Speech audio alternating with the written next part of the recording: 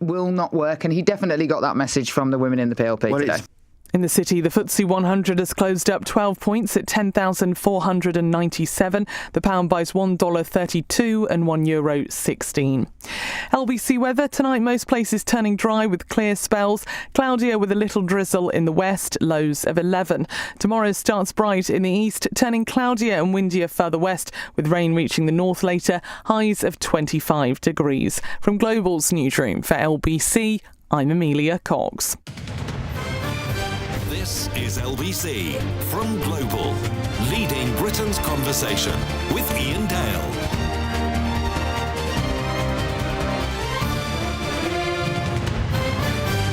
Hello, a very good evening. It's 7:04 on LBC. I'm Iain Dale, here with you until 10.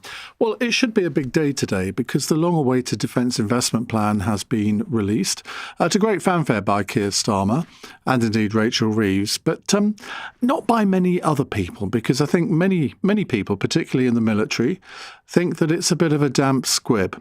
It means that £15 billion more will be spent on defence. Now, in theory, that's quite a lot of money. But it doesn't really touch the sides in terms of what is really needed to make sure that we can defend ourselves against any threat from Russia or indeed anywhere else. The military wanted 28 billion. Well, they've got half of that. I don't think that's enough. Most people don't think that's enough. And what Keir Starmer has said is that what's going to happen is that road projects are going to be cancelled and that energy projects are going to be cancelled, and that everyone has, across government departments, apart from health and education, there are going to be 1p in the pound cuts. Now, most of us look at the amount of money that's spent by the government and think, well, there are far bigger cuts that could be made, particularly, I think, to the welfare budget. There are other ways of funding extra spending on defence as well, but the government has seen fit not to go down that road. So the question I want to ask you this hour, are you happy to see other projects cut in order to fund this increase in defence spending? 0345 6060 973.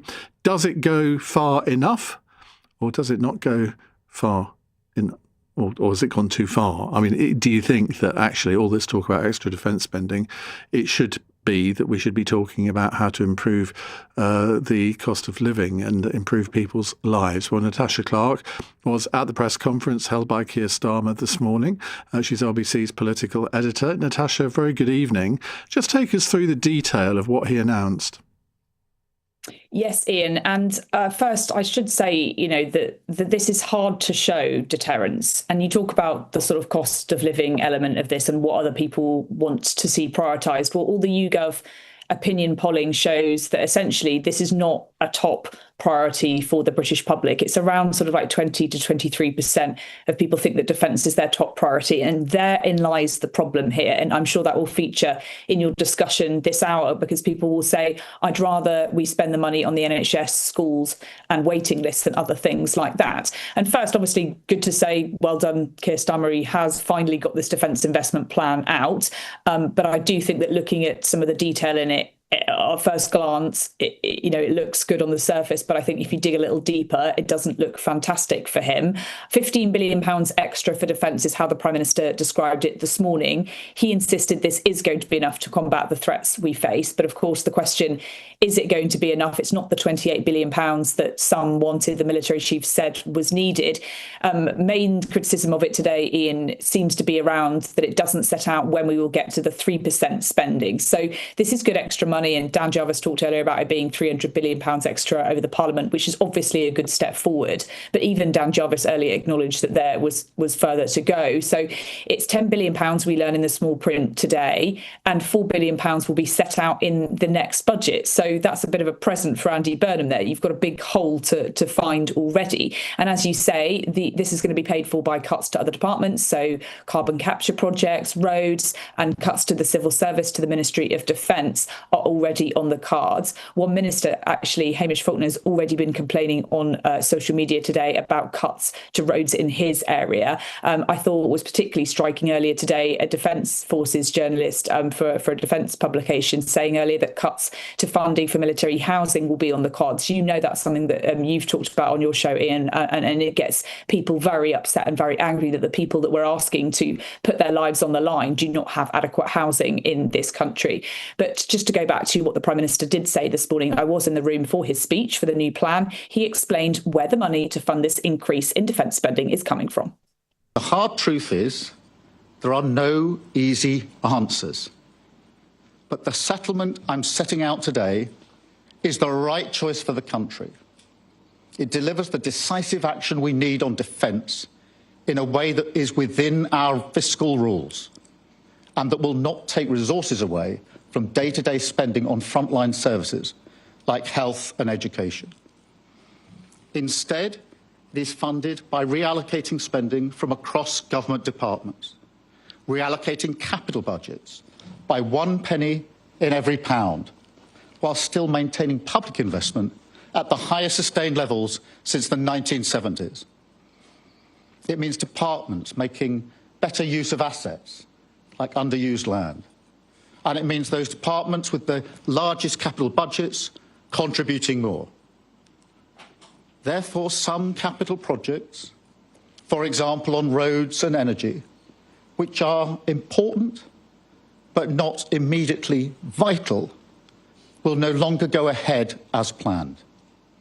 But this is about taking the necessary choices, the right choices, to protect our nation. And Iain, earlier on today, our LBC colleague Andrew Marr was joined by the Defence Secretary Dan Jarvis. Andrew asked him why the government is getting this extra money from cutting other public spending projects and not through schemes like war bonds. I've had really constructive and productive meetings with the Chancellor over the past couple of weeks, and I'm really pleased that we've been able to get additional resource to fund this investment plan that we published today. I think I've got quite a hard job to do as the Defence Secretary, given the world that we're living in. But the Chancellor has a very difficult job to do as well. She has to be able to provide the resource. War bonds, is she? Well, I think that she understandably makes the point about the importance of sustainable funding for defence. If we want to be credible about the commitments that we make, and we do, we need to be clear about the way in which we're going to fund the commitments that we make. That was not the case under the previous government. It is the case under this government. But the Germans, for instance, have found new ways to fund a big increase in defence. Why can't we? I think we are seeking to look innovatively about whether there are other mechanisms to provide support for our defence expenditure. Of course, we'll want to keep that under review and look at what our allies are doing. But I think the most important point is, in the end, if you're making commitments to invest in our defence infrastructure, our capabilities and in our people, you've got to be clear about how you're going to pay for those particular commitments. And we have been clear. So a really clear message from Keir Starmer earlier at that press conference was don't borrow more for this. It's irresponsible. But yes, loud critics of this plan tonight, Iain. Earlier in the Commons, we heard from John Healey, the man who resigned over this plan. He was talking about the fact that he doesn't think that this is enough. He urged the government to set out a date for when we're going to get to 3% on defence. You've been hearing doubts from Lord West, the former First Sea Lord, speaking to us this evening, saying that things are too slow. The chair of the Defence Committee says this is lacking in detail. So lots of loud critics. It feels like Keir Starmer wants this to be a huge part of his legacy. Of course, it's hard. Of course, there are difficult decisions and no money. But equally, I do think that this is the fault partially of this government and previous governments for not making the case for defence well enough. Natasha, thank you. That's Natasha Clark, LBC's political editor. Well, I think this is going to be part of Keir Starmer's legacy, a very unfortunate part of his legacy. Because as Dan Jarvis said there, yes, of course, we look at our allies and see what they're doing. Well, we know what our allies are doing. They're overtaking us in defence spending. We've gone from second place in the NATO League of spending, from second place down to next to last place. That is a national humiliation for this country, is it not? And we don't seem to have a class of politicians that seem to get that at all. Nobody is welcoming this defence review, this defence improvement investment plan, as far as I can see, apart from Keir Starmer. You could tell there, Dan Jarvis, I mean, he's a sensible man. He doesn't really buy this, even though he's a new defence secretary. Well, let's see the reaction from one of his predecessors. Sir Liam Fox joins me on the line, former Conservative Defence Secretary. Liam, very good evening. I think this is a complete dog's breakfast of a plan. Now, people will say, well, you probably will agree with me because you're a Conservative, you're a former Defence Secretary. But what is the main weakness as far as you can see? That is utterly illogical, as well as being completely underwhelming. It is completely illogical. The government produced what I think was a very good defence review under Lord Robertson. It was available and ready in January 2025. The government accepted all 62 recommendations in that review. In other words, they accepted that the threat level that we face as a country demanded more spending. And we've been in an internal tussle in the government since January 2025 about how the government would actually respond to this. So we've got a government that quite realistically, because it did produce a good defence review, recognises that we need more money on defence, but they cannot get the political agreement inside government as to how to do that. And so the government themselves, in their review, recognised that we needed £28 billion more in defence spending over the next 4 years to bring us up to the level that they believe would be commensurate with the threat. Now, today we find that we're getting 15 billion, but in fact it's only 10 billion because 5 billion has been put off until the spending review, so it's delayed yet again. And I think this is a real question for the country, and it's not a party political point. In the last 2 years, while we've been looking for that extra money for defence in a world that is much more dangerous, our welfare spending has gone up by 57 billion in the last 2 years and is set to rise by another 40 billion by 2029-30. And surely this is about a question of priorities. The duty of the government is, whatever the opinion polls say and whatever the public want, the duty of the government, first duty, is to protect the United Kingdom and its people and to do what is necessary. And it's very clear that they simply do not have the political will or the political power to confront the left of their own party and restrain welfare spending in order to keep the country safe. That is the bottom line. That is why Dan Jarvis sounded so uncomfortable, I thought, today. John Healey and the others, they all know what the truth is, but they cannot get a government that's willing to bring them to do what they themselves say is necessary in the national interest. Why do you think the Prime Minister decided to publish this today? I know there's the NATO summit next week, and I suppose if he hadn't done, Donald Trump would have used that as an excuse to have a bit of a go at him. But surely it would have made more sense to have let Andy Burnham look at this and think, well, should we go down this road, or should we maybe delay it a bit longer and come up with some extra money? I mean, I've got no idea what Andy Burnham's views are on defence whatsoever. I don't think anyone has. But it seems a bit odd not to leave this for the new Prime Minister. Well, the Prime Minister had given a commitment that it would be published before the NATO summit. I'm not sure it's actually going to help very much with our NATO allies because, as has been regularly pointed out on your programme, there is no date set, no trajectory set for when we get to the 3% of defence spending as a proportion of GDP, never mind the 3.5% and then the 5%, which we're committed to. And it's not just that we are not making the rise in spending that was set out as necessary by the government, but our European allies are spending, and they're not only spending up to those proportions of GDP, they're doing it much more quickly. And here I think is a really essential point. Defence spending is not discretionary spending. Defence spending needs to go up when the threat level goes up, not sometime afterwards. And our NATO allies have generally accepted that, and that they need to move spending from one area to another in order to get spending up while the threat level remains particularly high, not least from Putin's Russia. And we seem to be dithering on this. We seem to be able to find, as I say, 97 billion over 5 years extra for welfare, but we cannot find the extra money that the government itself says we need for defence. I mean, I think it's an unconscionable position for a government to be in.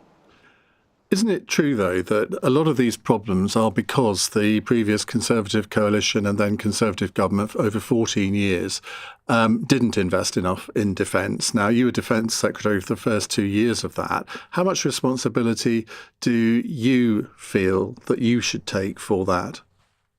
Well, back in 2010, when we had to make reductions, actually, in defence, there were reductions across the whole of government because we were having to deal with the fiscal crisis that we inherited from Labour.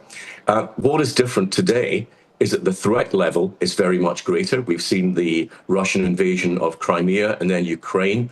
We've seen what's happened in Iran.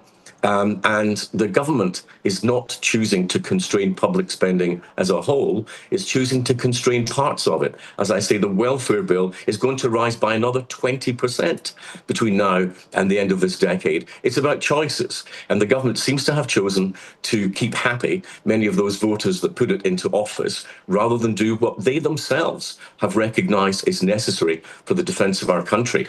I think it's arguable historically that in the 1990s, when we took what we called the peace dividend at the end of the Cold War, that we did that too generously, and we didn't actually look at the threat level and raise defence spending over the past 20 years accordingly. I think that's a reasonable criticism to make. And I don't criticise the current government for its assessment of that risk. Its defence review was a very good defence review. George Robertson was not only a good defence secretary, but he was the Secretary General of NATO. The problem is that the government have not been willing to make the spending choices that would match their own threat to our national security. That is not a legacy that Keir Starmer can be proud of. I think it's a terrible poison chalice that Andy Burnham is going to receive. Sky News made a podcast called The War Game, a 5-part podcast looking at the threat that Russia poses to this country and then wargaming what would happen if they decided to attack. Now, I think you've taken part in the TV version of this, which is coming out in November. I don't know if you listened to the original podcast, but I mean, I was literally, I listened to every episode, one after the other, and it put the bejesus up me. I mean, it was a really frightening listen. How serious is this threat from Russia to us? Russia is a threat if they feel that any incursions they have into other territories will not be met with appropriate levels of deterrence and response. And I think what the program on Sky, the podcast, showed was that Russians have not felt that there would be an appropriate level of response. They went into Georgia in 2008. We did almost nothing. When they annexed Crimea in 2014, we did very little. It took until the actual invasion of Ukraine for the Western world to make a strong response through sanctions and supply of weaponry to Ukraine that they should have done. In fact, what we did in 2022, we should have done in 2015. What we did in 2015, as much as it was, should have been done in 2008. We have missed the boat in terms of deterrence. We need to be able to show Putin and anyone else that threatens our national security that we're not only spending the appropriate amount of money, which is part of it, but that we're going to have the appropriate shape of our armed forces with the appropriate capabilities to deter, and also that NATO, especially the European countries of NATO, are willing to work together to provide the same sort of balanced capabilities in terms of their military that the United States has. America, Ian, is the only country in the world big enough as an economy to have full spectrum defence. In Europe, we're going to have to learn to share the burden better and trust one another more if we're going to have that level of deterrence that we need. So it requires the right spending, it requires more spending, faster spending, and better cooperation. Thank you very much indeed. That was Liam Fox, former Conservative Defence Secretary. We'll come to your calls in a moment. 0345 6060 973. Are you happy to see other projects cut in order to fund this increase to defence spending? It's 22 minutes past 7. Weekdays from 7 a.m. How much has been spent? My listeners want to know. Straight to the point. We have two different stories. Which is the truth? Nick Ferrari at breakfast on LBC. What the hell lesson does that send to our children? Listen on our free Global Player app or the LBC app. Download it now from your app store.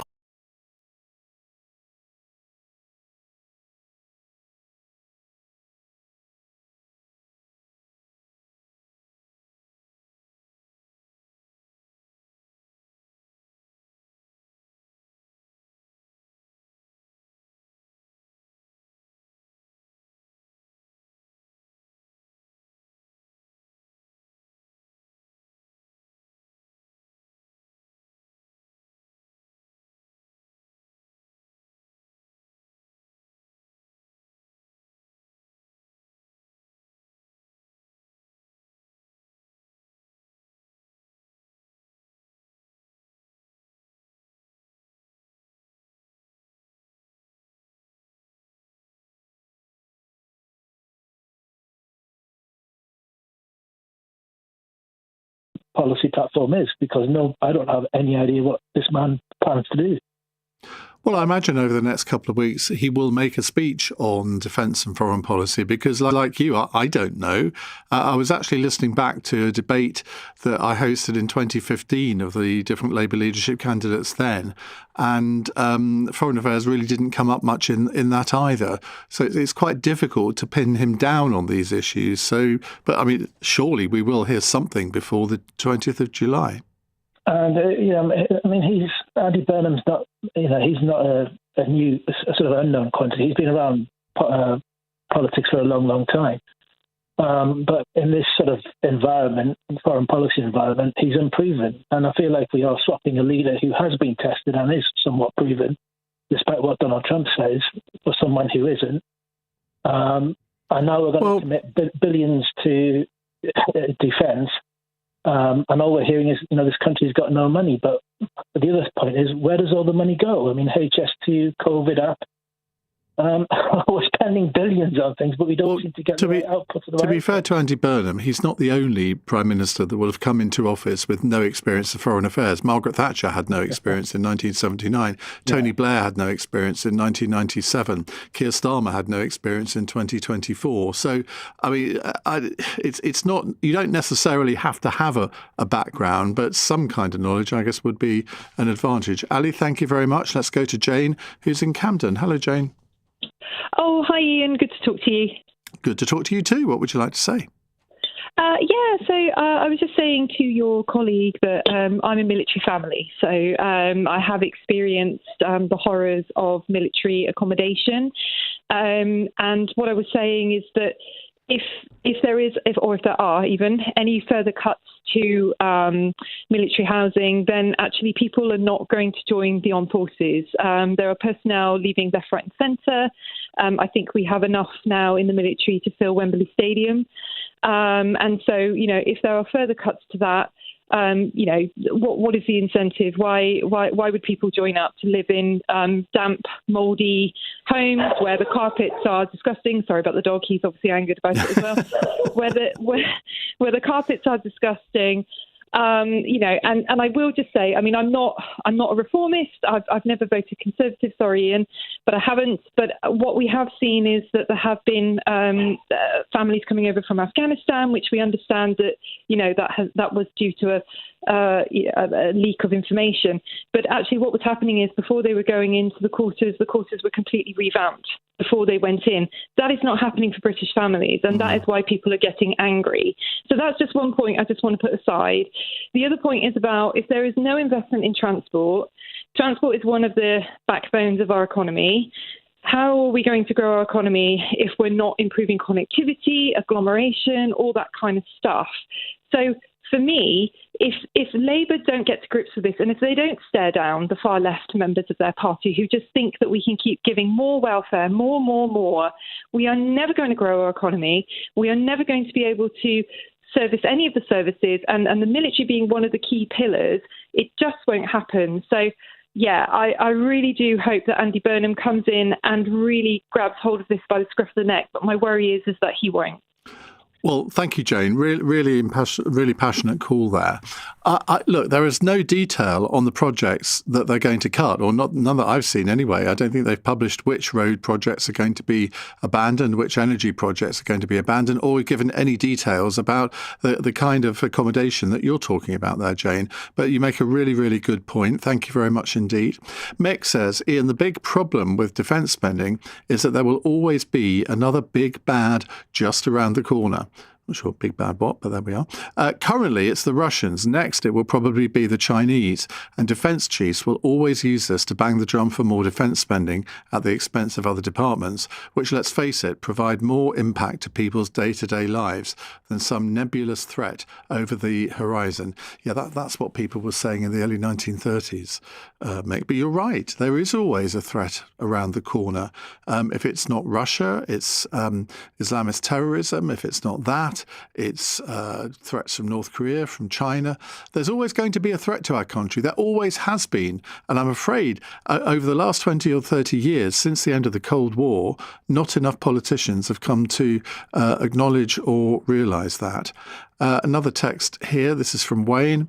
The quicker weak and woke Starmer goes, the better. What worries me is, will Andy Burnham be any better towards strengthening our number one priority, whether people like it or not, the defence of our nation and the protection of our citizens? And Anastasia says, there is a lot of waste too. Other projects could be cut. Having extra money in the British people's pockets, that's what matters. Well, if we don't have a proper defence of the nation, none of us might have any money in our pockets, because our nation might not exist in the way that, that seems very apocalyptic. But it's perfectly true. We have to recognise the threats that face us and counter them accordingly. And I don't think that this defence investment plan does that at all. More calls in a moment. You're listening to LBC. I'm Iain Dale. It's 7:30. Here's Amelia Cox with the news headlines. Andy Burnham will have to find £4.7 billion in his first budget if he becomes the next Prime Minister. The Treasury has put off setting out the full details of how it will raise an extra £15 billion in defence spending over the next 4 years. The US Supreme Court has struck down Donald Trump's executive order limiting birthright citizenship. The president had wanted to end automatic citizenship for babies born to parents who are in the country illegally or on temporary visas. And families whose children were harmed or died due to NHS maternity failings in England have renewed calls for a public inquiry. Campaign groups say they feel betrayed that recommendations outlined in a major review published today don't go far enough. LBC weather tonight, most places turning dry with clear spells, cloudier with a little drizzle in the west, lows of 11 degrees. LBC.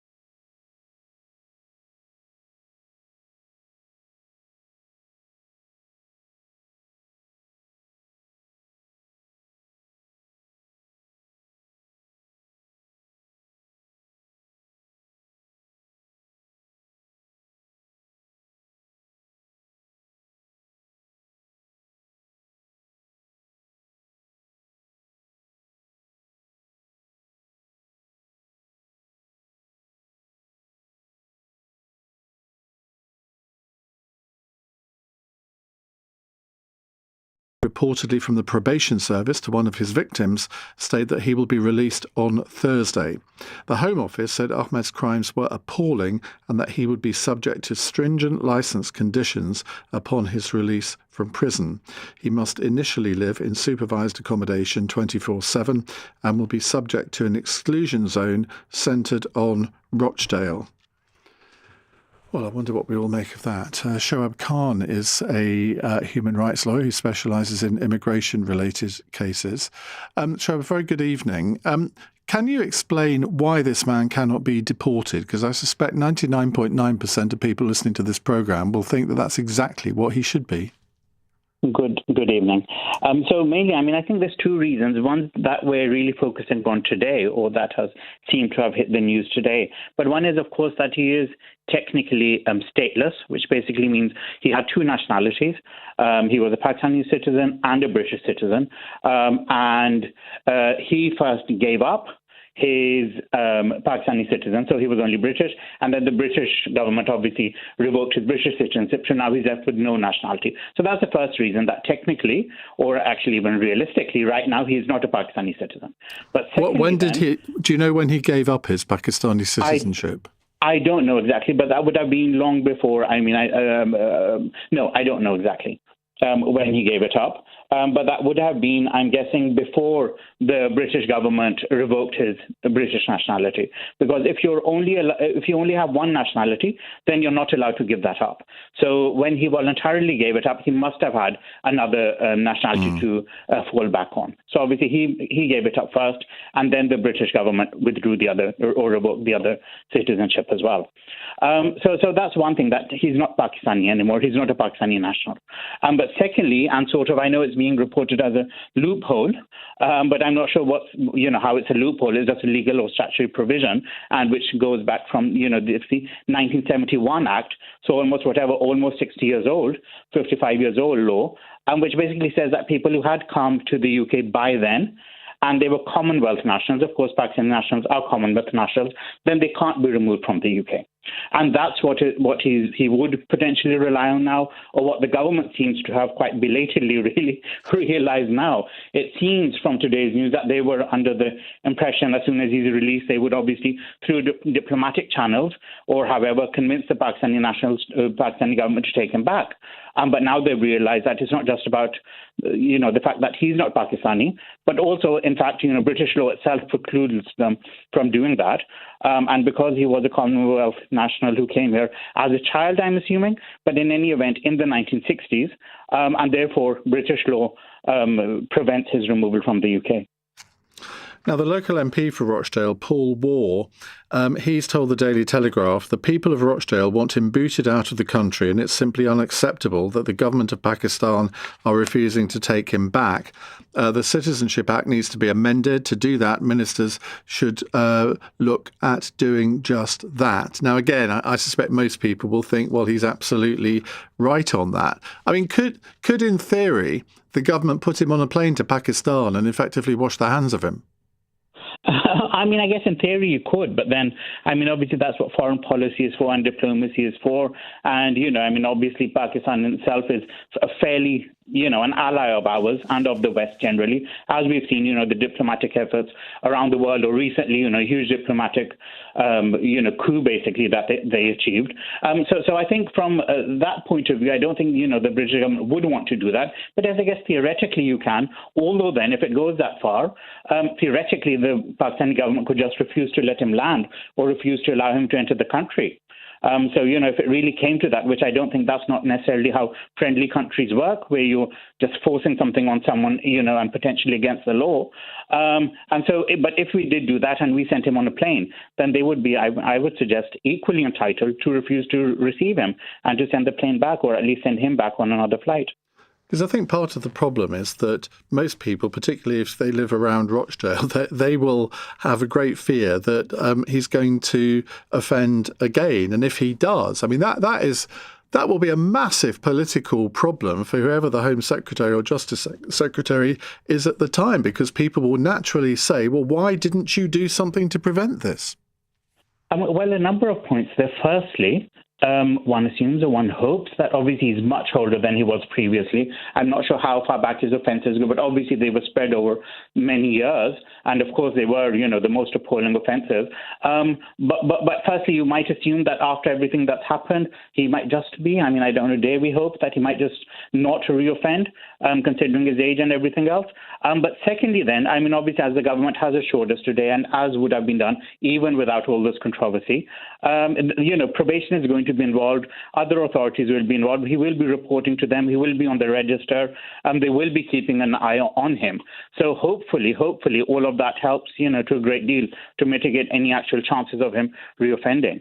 Personally, hopefully, I think there's considerably low chances of him reoffending, in view of all of this and the monitoring that will be put in place. But obviously, other than that, of course, we understand the people's concerns generally. Even if he doesn't do it again, we don't want him, in our area. So, but that's a separate concern and obviously valid concern. But generally, hopefully, considering realistically how these things work and his personal situation, hopefully, I wouldn't think he's at great risk of reoffending. Another thing. Well, I hope you're right on that, because I don't want to be sat here in 6 months' time reporting on the fact that he's just been arrested and charged with another offence against young girls in the Rochdale area. Because if I have to do that, there will have to be consequences within government for that, because government will have failed. And this is not a party political thing. The institutions of government will have failed the people of Rochdale yet again. So let's hope we don't have to go down that road. Shoaib, thank you. That's Shoaib Khan there, human rights lawyer who specialises in immigration-related cases. Get the man out of the country somehow. That ought to be a task for whoever's Home Secretary or Justice Secretary under Andy Burnham. It ought to be quite near the top of their to-do list, I would venture to suggest. Right, back to your calls on the Defence Improvement Plan. Johnny is in Belfast. Hello, Johnny. Hi, Ian. How are you? I'm well, thank you. What would you like to say? Good. Yes, I think the MOD has to start making a few concessions themselves into how they actually spend their money.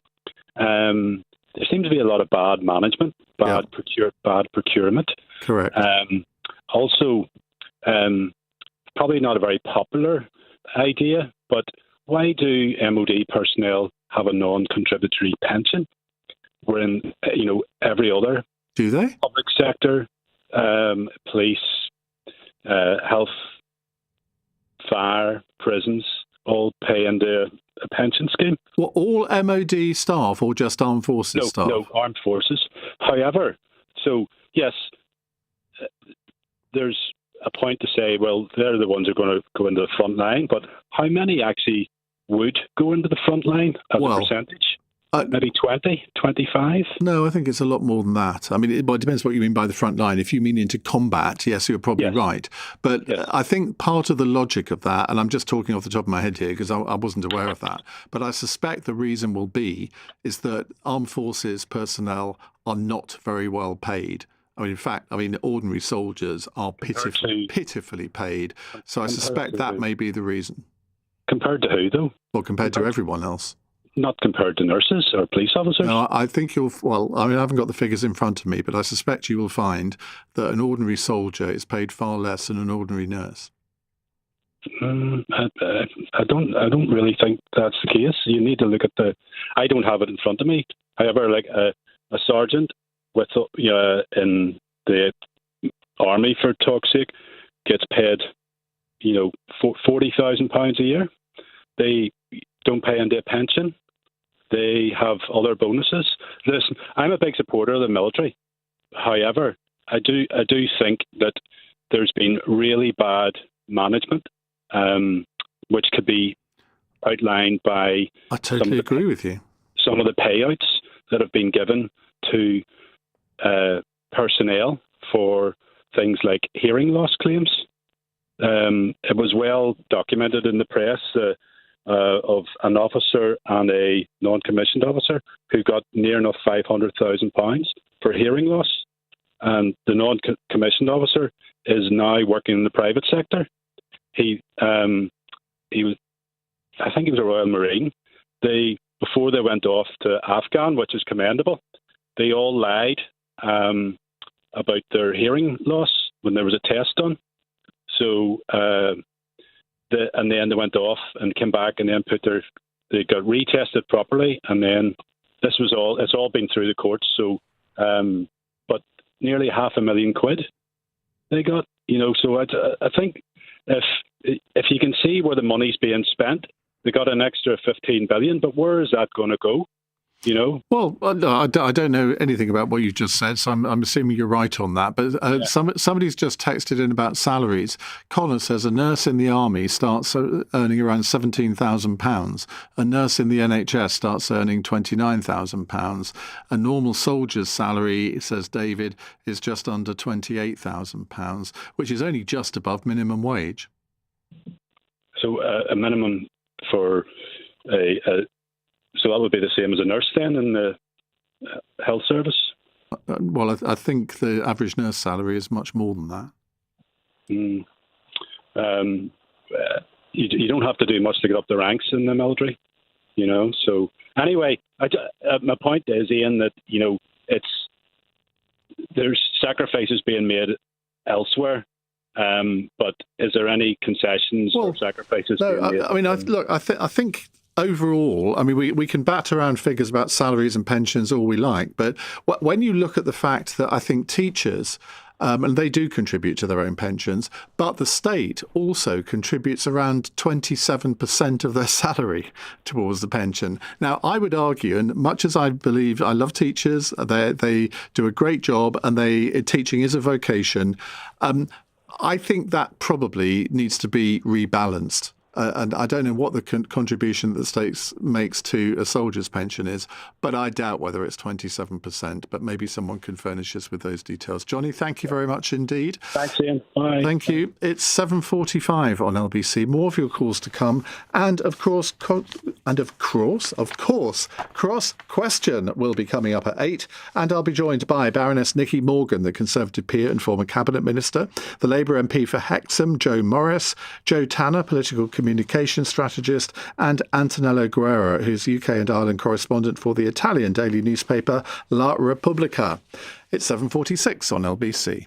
Nick Ferrari at breakfast on LBC. Back to what we heard from Andy Burnham. Setting out a vision for the country, unsurprisingly speaking yesterday, in Manchester. Imagine good growth in every postcode. Let's turn to Carl Turner, suspended Labour MP for East Hull. How much does it matter? He won't currently seem to take questions from journalists, Carl. Speak to journalists. Say what you're going to say. Let them hear from us. For goodness sake, don't be shying away from it. That'd have been my advice to Andy. Nick Ferrari at breakfast. Back tomorrow morning from 7. Listen on our free Global Player app or the LBC app.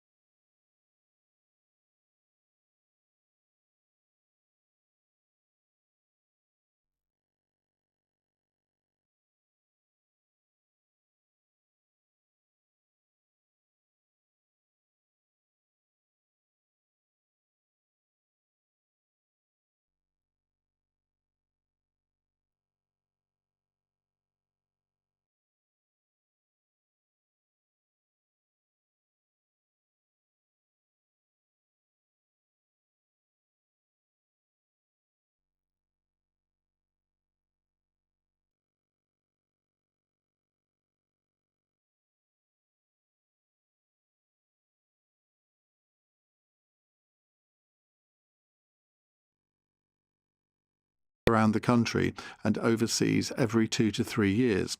You're expected to sleep wherever you end up, be that under a tree or in a run to sleep wherever you end up, be that under a tree or in a rundown camp. You can't compare the two jobs. It also takes a lot to get promoted.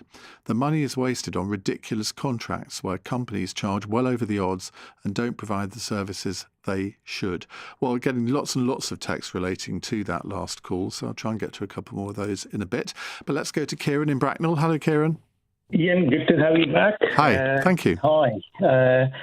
Look, Ian, I support serious defence investment, okay? But I do not support writing another blank check to a procurement system that has spent 30 years turning billions into delay.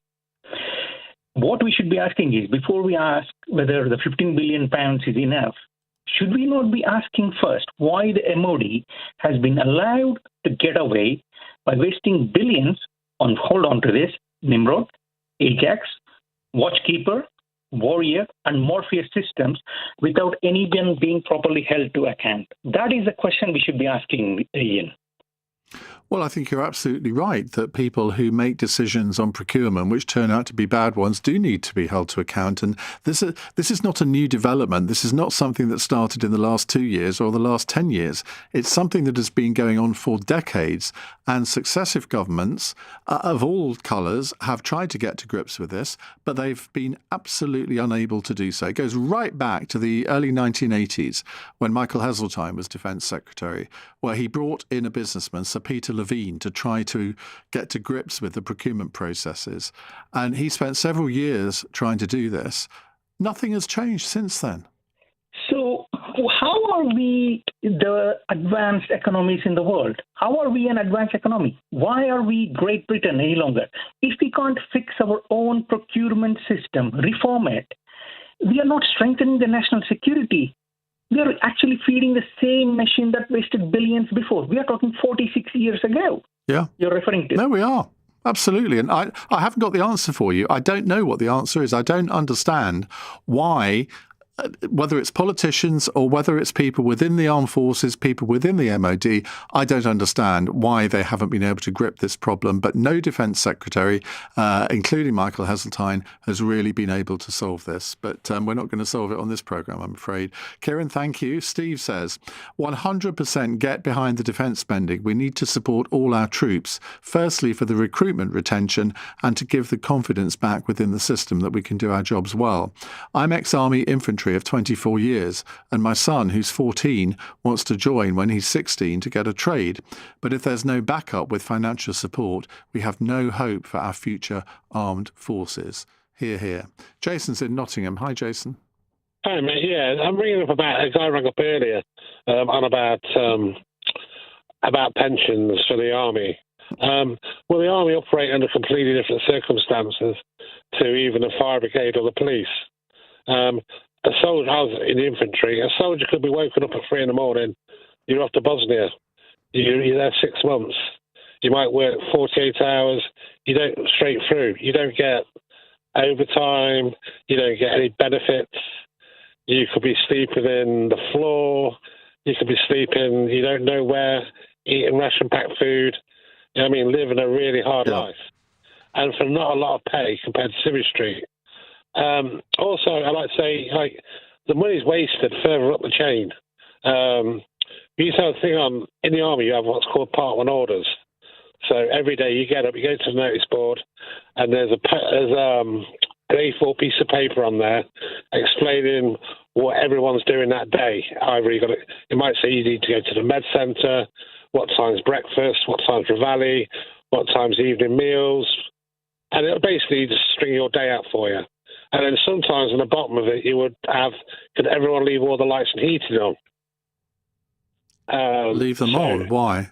Yeah, and you're talking thousands of single soldiers, purely because of the quartermaster who deals with, I presume, the electricity and gas bills, can run up to his budget.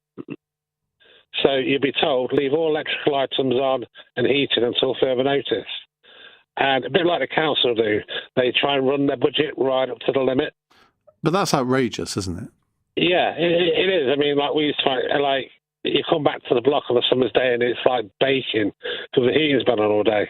Because if they don't use all their budget up in that quarter or that year, they get a little bit less the following year.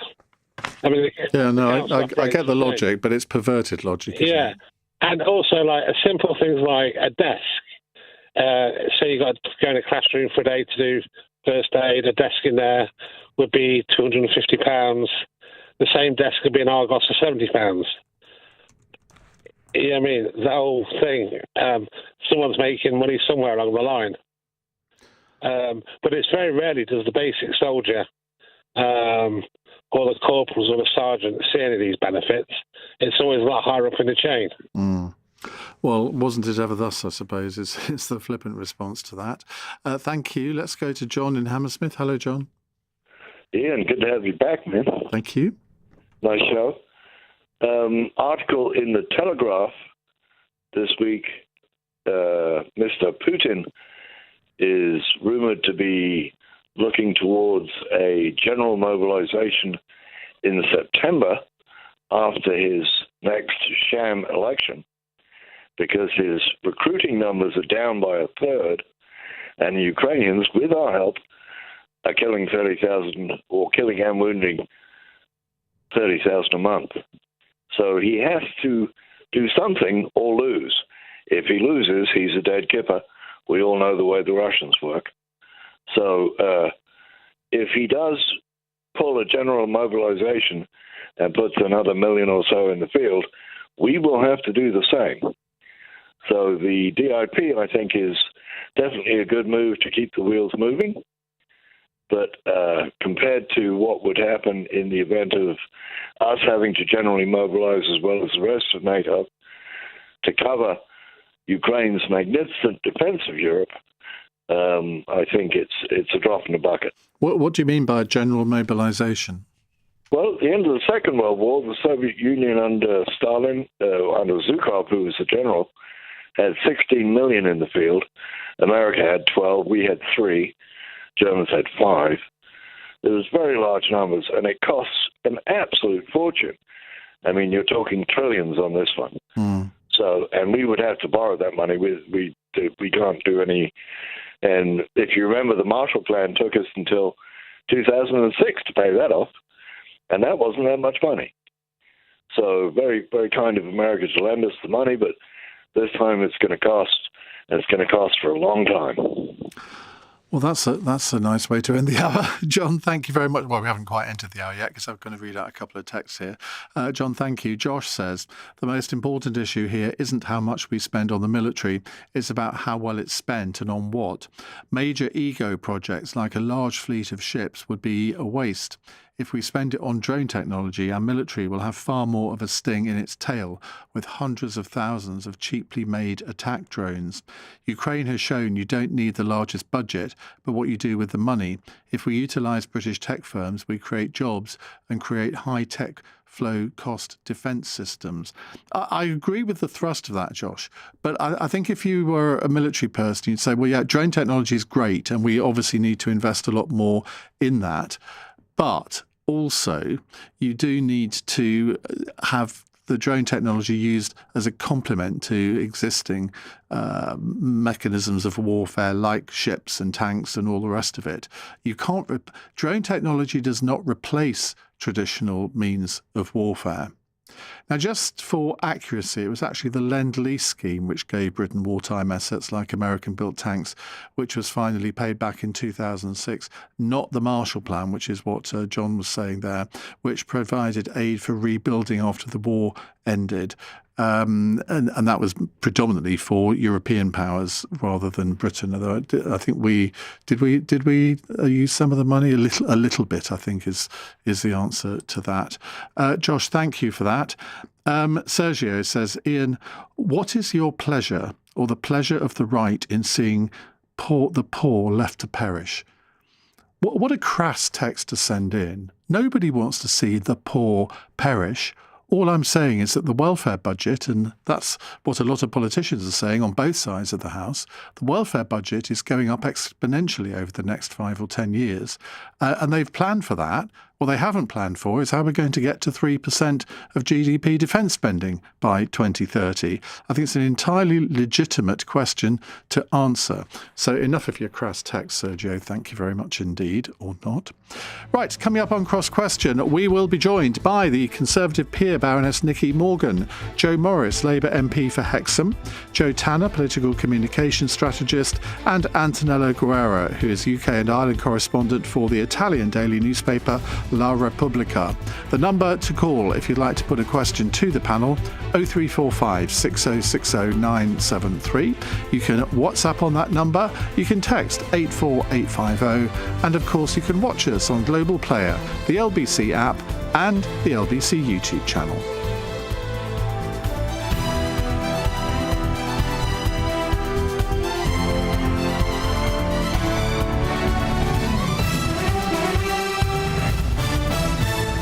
On your radio, on the LBC app, and Play LBC. Leading Britain's conversation. This is LBC. From Global's newsroom at 8 o'clock, the Defence Secretary's told LBC there's been no fallout with military chiefs over the government's £15 billion defence investment plan. I've worked very closely with the Chief of the Defence Staff and with the chiefs. They all welcomed the publication of the Defence Investment Plan. Dan Jarvis has been defending the plan on Tonight with Andrew Marr. They don't back the numbers, do they? I don't think that's right. I've worked very closely since being appointed every single day with the Chief of the Defence Staff, worked very closely with the chiefs. They've had a really, really important input into this process. I know that they welcome the publication of the DIP today. The Treasury has delayed setting out in full how it will fund the increase, leaving the next Prime Minister with a £4.7 billion black hole. The Prime Minister earlier admitted some road and energy projects will be scrapped to pay for the investment. But he warned the Ministry of Defence they will have to be smarter about how they use the money, with some older weapons and kit phased out. Admiral Lord West, a former First Sea Lord, told LBC he doubts military leaders support the plan. I would be extremely surprised if deep down they do, but they're of course loyal And when you're in your post as a First Sea Lord or a Chief of the Air Staff, you're working for the government and you have to say sometimes what you have to say, even though it goes against the grain. The reason this has taken so long, this plan, is because they could not get this sorted out. Donald Trump says he will get past the Supreme Court's ruling on birthright citizenship in Congress.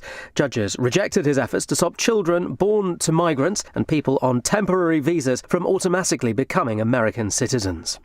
Families whose children were harmed or died due to NHS maternity failings in England have renewed calls for a statutory public inquiry. Campaign groups say they feel betrayed that recommendations outlined in a major review published today don't go far enough. The number of people known to have been killed by Venezuela's earthquakes 6 days ago is nearing 2,000. 10,500 have been injured, double previous estimates. Female Labour MPs have asked Andy Burnham to commit to appoint women to half of the jobs in his cabinet if he becomes Prime Minister. They want half of his number 10 staff to be female too. In the city, the FTSE 100 closed up 12 at 10,497. The pound buys $1.33 and €1.16. LBC weather, heavy showers this evening, becoming dry towards midnight with clear spells overnight, lows of 12 to 16. Tomorrow, cloud and rain across Northern Ireland will spread into Scotland with gusty winds developing. Elsewhere, dry and cloudy, highs of 15 to 25 degrees. From Global's newsroom for LBC, I'm Matt Hewitt. This is LBC from Global, leading Britain's conversation. Cross Question with Iain Dale. Hello and welcome to Tuesday's Cross Question. It's 8:03 here on LBC. Let me introduce my panel to you. To my left, Baroness Nicky Morgan, Conservative peer and former Cabinet Minister. That seems a hell of a long time ago that you were in Cabinet, doesn't it? It is a long time ago. Thank you very much for how old I am, yes. Joe Morris is here. He's Labour MP for Hexham. To my right, Joe Tanner, political communications strategist. And to her right, Antonello Guerrero, who is UK and Ireland correspondent for the Italian daily newspaper La Repubblica. They are here to answer your questions on 0345 6060 973. You can WhatsApp on that number. You can text 84850. And of course, you can watch us on Global Player, the LBC app, and the LBC YouTube channel. Call 0345 6060 973. Text 84850. Cross Question. Watch live on our free Global Player app or the LBC app. Let's go to our first question. It's from Jamie in Dagenham. Is this country letting down our allies with how much we spend on security in this country? Let's start that again, shall we? It doesn't make any sense. Is this country letting down our allies with how much we spend on security? And it still doesn't make any sense. Anyway, we'll leave it at that. Antonello. Hello. I don't think so, in terms that of course, Britain is leading the way in Europe for the coalition of the willing, for Ukraine. So there is this sense, we saw also when Zelensky came here a few weeks ago, the E3 format. So, of course, every country should spend more, but I think what Keir Starmer did, and that was quite exceptional during his 2 years when he was not hasn't been very popular. In Europe, he was kind of a point of reference together with Macron in terms of making everyone aware this is the time we have to step up. And also, what he did also on Iran, on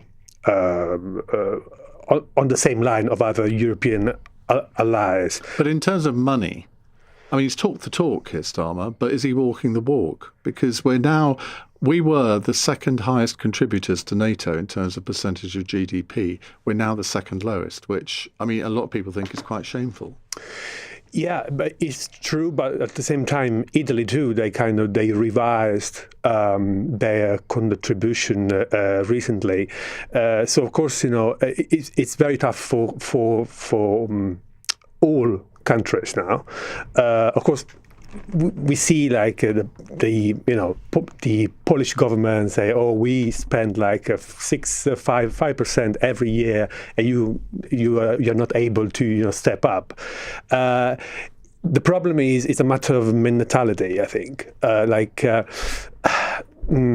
Britain, Italy, and other countries too, they still don't feel the danger so high as Poland and other countries out there. So it's very difficult to convey this message, I think, especially when you are squeezed between welfare and warfare. But I've been following as a lobby journalist as well in Parliament, Keir Starmer for a long time. I think he has switched also his rhetoric, his narrative, because initially there was not this sense of danger here, but now recently he started to talk about sabotage, arson here, that the Russians or their allies do here, which I remember like a year ago they were very cautious, not to make the population too nervous. So yes, you are absolutely right. The intentions must be the same. Okay. But I think it's still very difficult for many countries. Joe Morris, you're a Labour MP. Are you happy with what's been announced today? I think, look, the first job of any government is to keep people safe. We need to focus on that. The fact we're in a very different and dangerous world, certainly a more difficult and dangerous one than the one I grew up in. I think there is a need to look not just at what we spend, but how we spend it, to make sure that procurement is done in the right way, to make sure it's done in a way that is not just aimed at being impressive numbers for politicians to talk about, but to make sure that we give our service personnel the kit they need to defend us. And also to look at how that procurement spend can be beneficial to our own industrial base, to make sure that we are creating jobs in the United Kingdom, to make sure that we are safeguarding jobs in the United Kingdom, and to make sure that ultimately we're creating prosperity here at home. Because I think we've seen in recent months and years that, as you say, that rhetoric about the danger intensifying and increasing, and we've certainly sort of felt it. I feel it's brought up on the doorstep of my constituency that people feel as if Russia is a hostile power on the edge of Europe. And I think we are dealing with a totalitarian state that is antithetical to our values. And we need to ensure that people don't just feel that they're protected, but also they feel they have a stake in the United Kingdom. They have a stake in our country. And I think what we need to do is ensure that we're not just investing in those who protect us, but also investing in the communities that we represent here at home too. I note in that answer you didn't say this is a wonderful defence investment plan. I'm always aware. What should I read into that? I'm always aware that I didn't have a military background before I got into politics. I certainly got no cleverer after I got elected. So I listen to the military experts as often as I can, and I'm always happy to take advice from experts.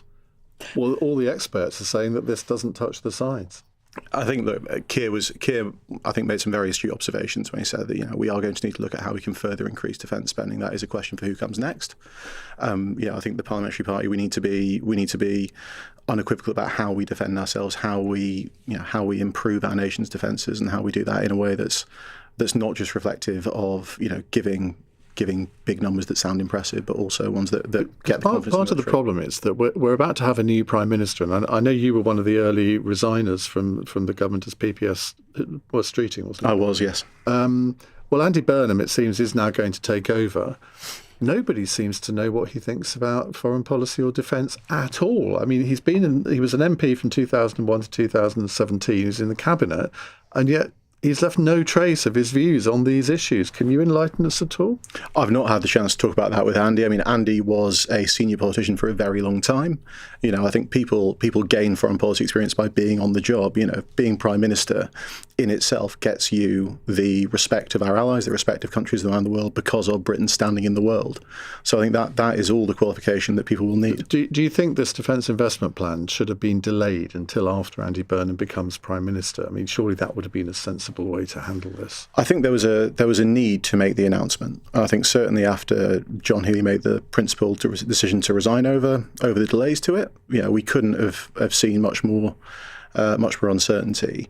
But I do think that the new Prime Minister has every right to want to go further, to look at his options, but I couldn't speak for Andy. Nicky Morgan, what do you make of it all? I mean, let's go back to Jamie's question. Is this country letting down our allies with how much we spend on security? Well, we're highly at risk of doing so. I mean, Joe, I'm going to say Joe from Italy, because we've got two Joes on the panel tonight. So Joe from Italy is right. No, he's not Joe from Italy. It's not Joe. Sorry, he's Joe. Yes. Antonella. She's Joe. The other Joe's from South London. The other Joe. Not by any means. Let's rewind. Well, I should say, so Antonella is right, which is the sense of the government has been participating in the coalition of the willing, or organising and talking a lot and everything else. But when it comes down to it, it's about hard cash. And today's defence investment plan is only a down payment. There's going to be an awful lot more, exactly as this Joe from Hexham says, is going to be needed. And he's left, Keir Starmer's left Andy Burnham with at least a £5 billion hole to fill on that. And I think that's pretty outrageous, actually, to leave your successor with an immediate £5 billion legacy, plus lots of unhappy MPs who have had their road projects cancelled today and other things. The truth of the matter is that I don't think that the message has landed with the country about what a serious security situation we face. It's not just Russia, but other parts of the world. And we saw recently in the Iran conflict that actually when we needed to send ships to the region, we just didn't have the hardware. What we did have was potentially being maintained. Having said all that, I think our armed forces, they are amazing. I've had the huge privilege of doing something called the Armed Forces Parliamentary Scheme since last September. I've been, out and about with the RAF visiting bases, and what they do with the resources they have is incredible, but they just need a lot more of it. When you were in Cabinet, do you recall lots of discussions about defence spending? Because a lot of people are saying, well, you can't just blame the Labour government for the last 2 years of defence spending. This goes back way, way beyond that. And that there has to be surely a bit of a reckoning for people who were in the cabinets from 2010 through to 2024 who clearly didn't fund our defences properly. We definitely discussed defence spending. We had quite a number of issues when I was there in terms of international situations, which the government of the day needed to respond to. I remember David Cameron announcing the Strategic Defence Security Review. I think it was probably, I want to say 2012, could have been 2013. And if you remember, there was a gap where we didn't have any aircraft carriers, for example, while the next generation was being built. And there was also a gap, we didn't have the jets to put on the aircraft carriers. And those are difficult decisions. But as we have just heard, the world has changed, and it is the first duty of a government to keep us safe. And the question is, it's not just about letting down our allies; it's about letting down the country as well, because ultimately people will expect the country to be kept safe. So, look, I think one of the things that probably we didn't do, and it's a constant thorn in any Treasury side, is about how the MOD, the Ministry of Defence, procures armaments and hardware and plans for the future. And I think it has been frustratingly slow. But I would argue that actually when Ukraine happened, the UK government was right there offering support and has been with European allies since then. OK. Joe, this Joe. The other Joe. The other Joe. The southern Joe. We've got a Joe of the north and a Joe of the south. There we go. We're on trend. And not a Joe in Italy. And not a Joe in Italy. Not a third one. We'll adopt you. It's all right. You can join the club. I'm really pleased. Thank you. Are we letting down our allies? Possibly yes. I do think the optics of announcing a plan that isn't fully funded and basically saying the guy who's taken over from me, because it looks like it's going to be him, because I've said there could be a contest, but it doesn't look like there's going to be a contest. I want something to take with me when I go to this big meeting, because I'm going to be meeting all the allies and I better sort of have something, I better turn up with something. But actually, I haven't even got the money to pay for what I'm going to turn up with, and I'm going to tell him that he's got to find $5 billion of it when he comes in, and they've actually set a date of the next budget, which is, that is a hell of a problem to land. That's like buying someone a car and saying, the back half's all on finance. Rachel Reeves doesn't think she's going to be delivering that budget. I think that was pretty much, that was the equivalent of, good luck, there's no money left, right? That was pretty much it. So, and to do that to someone on your own side does seem a bit harsh. So I do hope, though, this government will learn the lessons moving forward. I was really struck by the former Defence Secretary, Ben Wallace, who gave evidence to the Defence Select Committee several months ago. And one of the things he said was, we have never been honest with the public about how serious the threats are. Right. And he made a really interesting point that, everyone talks about health and everyone talks about education because they experience it. They experience the health service, they see education, they've got children that are in the system or grandchildren or whatever. But one of the big problems with defence is that no one wants to scare the living daylights out of the public. But actually, if we don't really talk about the threat, and that's not just the threat of warfare, it's the threat of Russian ships that are floating past the south coast and what they're going to do to Russian cables. sabotage. And we know that they've already been doing it. And the problem is, because we don't have politicians that are being honest about that, what he was saying was that when you do the polling about what we should spend money on, defence never comes as high as it actually should. And so to some extent, I think it's more that the conversation is letting down the country. And in turn, we're probably letting down our allies. But why is it that people like Ben Wallace say these things after they've left office when they should be saying them when they're in office? So I totally agree. And I think it's one of the problems. It's probably one of the downsides of collective responsibility. I know it's important, but, you asked Nikki about the conversation she would have had in Cabinet. But, she was also chair of the Treasury Select Committee and would have looked at how spending decisions came about and how governments committed to spending. And so the reality is that there are lots of issues that we are not, as the public, necessarily told the truth about. There's a lot of, covering up or, swerving the big questions. But ultimately, if we're not straight with the public about what the money needs to be spent on, then how do they accept that some road can't now be extended somewhere or some hospital can't be built? They need to understand that these are choices that government has to make. They're not necessarily choices government wants to make.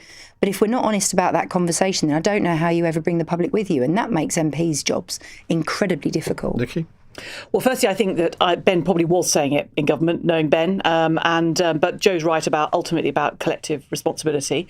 What Ben says or anyone says around the cabinet table and what they are able to say, in public, often two different things.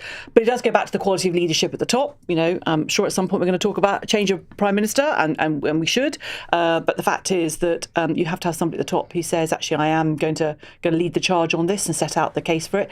And the reality is that Keir Starmer, we had a strategic defence review published last year. 12 months later, we're now hearing about how it's going to be paid for. That is just not. It's not tenable, or not. Well, bits of it are getting paid for.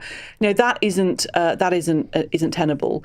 And the final thing I would say is, I think the public are ready to hear these messages. I mean, Joe's absolutely right. There'll be a debate amongst the comms professionals about not scaring people and everything else. But I think the public, Joe will know this as an elected MP. The public are much cleverer than we give them credit for. You know that from the people who dial in. And they want to know the truth. Quite. Mm-hmm. They deserve to know the truth. But then I probably said this before when I've been on this programme. They want to know the truth. Absolutely, they should hear the truth. And then the media should stop overreacting and hyping it all up and making it into a disaster most of it. Because again, the public know when the things are being completely overblown and the coverage goes on and on and on and everything else. And so actually, let's have a bit of responsibility on all sides about covering such an important issue. But do you not think, Nikki, the media are put in a difficult position? Because to some extent, if you look at someone like Lord Robertson talking about what he felt, and he's not somebody that would have gone over the top and spoken out until he really felt he had to. When you've seen a defence secretary resign, you actually have to wonder if, for journalists, they actually know some of this stuff. They know some of this stuff isn't being said properly. And so they do feel inclined to have to blow it up or talk about it more widely because it's not being backed up by politicians. It's like the pensions triple lock. Yeah. Everyone around this table knows that is not sustainable. But, I mean, how many politicians ever come on here and say on microphone? It's similar with the subject that we're talking about now. Right, we will come to a question, and it is sort of on the new Prime Minister in just a moment. If you'd like to contribute to our programme, 0345 6060 973. You're listening to Cross Question on LBC. It's 8:20. LBC.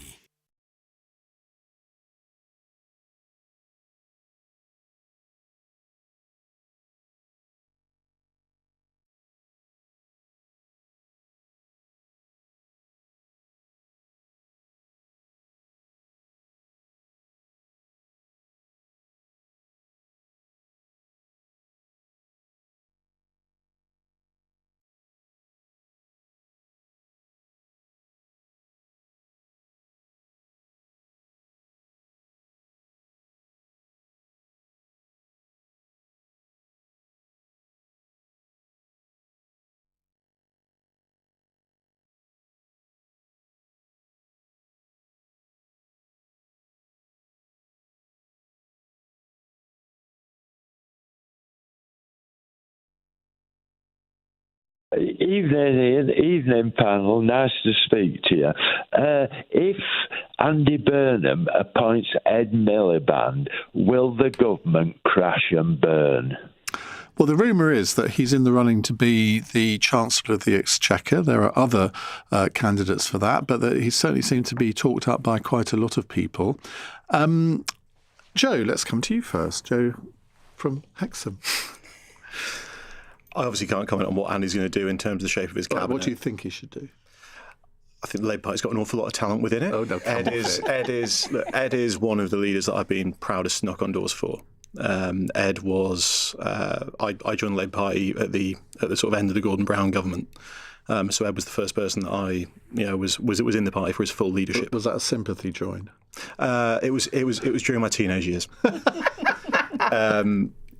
I think whoever is appointed. That makes me feel old. I'm not going to say it. We are all old, sadly. Yes. You say that, Ian. I'm watching the World Cup now. I'm seeing athletes of my age being described as veterans. So it's very. It's humbling for all of us. So if Ed Miliband is appointed Chancellor, I mean, let's say Chancellor because he's not being speculated about for anything else. Gary thinks that the government will crash and burn. What's your view? I don't think the government would crash and burn. I think Ed and all of the other potential candidates for Chancellor are incredibly talented. They've all got incredible plus points to them. They're all. But Wes would be better, wouldn't he? I think again, I'm not gonna get into attacking my old boss. But you resigned for him, didn't you? I was more than prepared to back Wes for the leadership. I think Wes did the right thing by. So you prefer Wes to Ed, surely? I was at one point the left wing of the Wes campaign. In terms of my own position in the party, but I think Ed has done a tremendous job as Secretary of State for DESNZ. Ed has a ability to communicate with voters that we are losing to the progressive left, that we desperately need to win back. And I think Andy demonstrated in Makerfield that he can take the reform machine apart. He also demonstrated that he can win voters back from the Greens, that he can win voters back from the Liberal Democrats. There's a reason that their vote was pretty flat in Makerfield.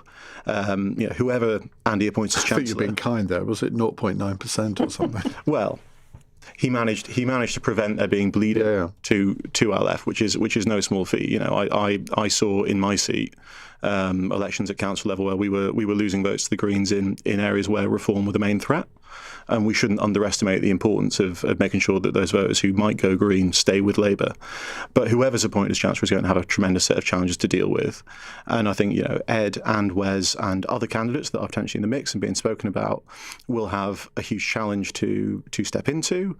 I think they'll also benefit from 2 years of some decisions that were made that have led to. But if you were Prime Minister, well, I hope I'm never there. Ed or Wes?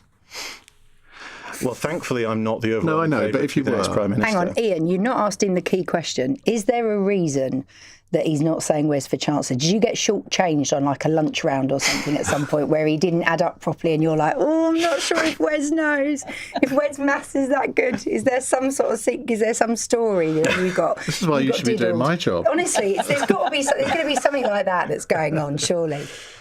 I think whoever comes into cabinet and whatever the shape of Andy's government looks like, Andy's choice of Chancellor will tell us a lot about the direction of his government. I am now fully in support of Andy to be our next leader. I want to see a government that governs to the whole country, that governs in the interest of everyone. I don't think the country would crash and burn if it were Ed. When Wes announced that he was going to support Andy, what was your immediate reaction? Thanks a lot, mate. I resigned for you. I resigned. I wanted Wes to be leader, but ultimately I wanted a change from Keir. And, I was very, very clear with my colleagues and with the public and with my party membership that either Wes or Andy would represent an upgrade on Keir. Okay. Nikki? It's difficult. I think the two tests for whoever becomes Chancellor, one is they've got to have a very clear vision of how they're going to deliver growth in the economy. And the thing about Ed Miliband, which may or may not be fair, is the businesses don't have any confidence in him to do that. And the second thing is he going to actually take on the sort of the Treasury machine, which is part of the reason why I think we've ended up in the Defence Investment Plan mess that we have, which is that actually the Treasury wants to second guess every single government department spending decisions. And they have, shadow teams in there. And I enjoyed my time working in the Treasury. And as Joe says, I enjoyed quizzing them when I was TSC Treasury Select Committee chair. But the Treasury's tentacles are extending far too far into Whitehall now. And you've either got to have a Chancellor and or working with the Prime Minister who's going to say, no, the decisions are going to be sitting, here. Yes, of course, Chancellor is very important, but ultimately the decisions sit at the top. And I'm not honestly sure whether we can answer yes to both those questions for Ed Miliband, in which case I wouldn't appoint him. Wes Streeting was on the Treasury Select Committee when I was on there. I thought he was great. As far as I could tell, Joe, he could add up. But perhaps your little maths test, which is every politician's nightmare, being asked to add up live on radio or TV. Oh, yes. Don't do that one. Let's have a round of that, shall we? No! Or what biscuit would you be? Do you remember that one? That was always a good one. Joe? I don't know if we know enough yet about what Andy Burnham wants to do to know where we are in terms of who would be the right person to be Chancellor. I do think there is an interesting opportunity that if Andy's going to be as bold as to say that he's not going to be in London all the time, is he going to do something really radical? So this talk of bringing David Miliband potentially in as Foreign Secretary, could we see Andy Haldane being brought in as Chancellor via the Lords? Is there another route? I don't know. Where have you heard that? I haven't. I just made it up. What I'm saying. But, it's perfectly possible. There are these people that are advising that ultimately you could say, do you know what? I want someone who's got really, not Rachel from accounts who allegedly hadn't actually that's what had they the do in job Italy. They bring all these technocrats in, unelected. There is... If you think about it, we have seen more and more the sort of boundaries being pushed as to how you bring people in to do big roles. Everyone sort of fell over and clutched their pearls about David Cameron coming in as Foreign Secretary and didn't think about the fact it was perfectly possible. So actually, could it be that we will see some boundaries being pushed? If Andy Burnham's thinking, I want to do this differently, then he's had a bunch of people advising him. Why would he just go and pick somebody from the Commons? Why wouldn't he go and look outside and say, I want someone who actually... Isn't that a worry that you can't... not only is the next Prime Minister, we think, not coming from the House of Commons, then potentially senior members of the government may not come from the House of Commons. At what point are we going to say, well, hang on a second, what's gone wrong in the House of Commons? Well, Nigel Farage is saying that if he's Prime Minister, he will absolutely bring in people from outside. But I also not democratically elected. If you see the cost of living being dealt with and you see British productivity improving, you won't really care where they've come from. So ultimately, we haven't achieved much with the crop we've got. No offence to parliamentarians that are here. Give him a chance. He's only had 2 years. Joe's not been in very long. But my point is that if you think if this whole message from Andy Burnham is, I'm going to do it differently, I'm going to be radical, then why not actually go the whole hog and be radical? Okay, Antonello. Yeah, I think the Chancellor is an incredibly crucial choice. Because of the message that you sent to the markets. I was in Manchester yesterday for Andy Burnham's speech, and I was there, and it was very interesting. I think first of all, you just named them. We were talking about Ed Miliband, David Miliband. James Purnell, is back to, so it doesn't look like very much change. It's very, Let's get the band back together. It's back to 97, technically, I think, isn't it? Yeah, so it's a remake of something that we maybe, we don't know. Of course, his speech was incredibly radical, I think, because this is something.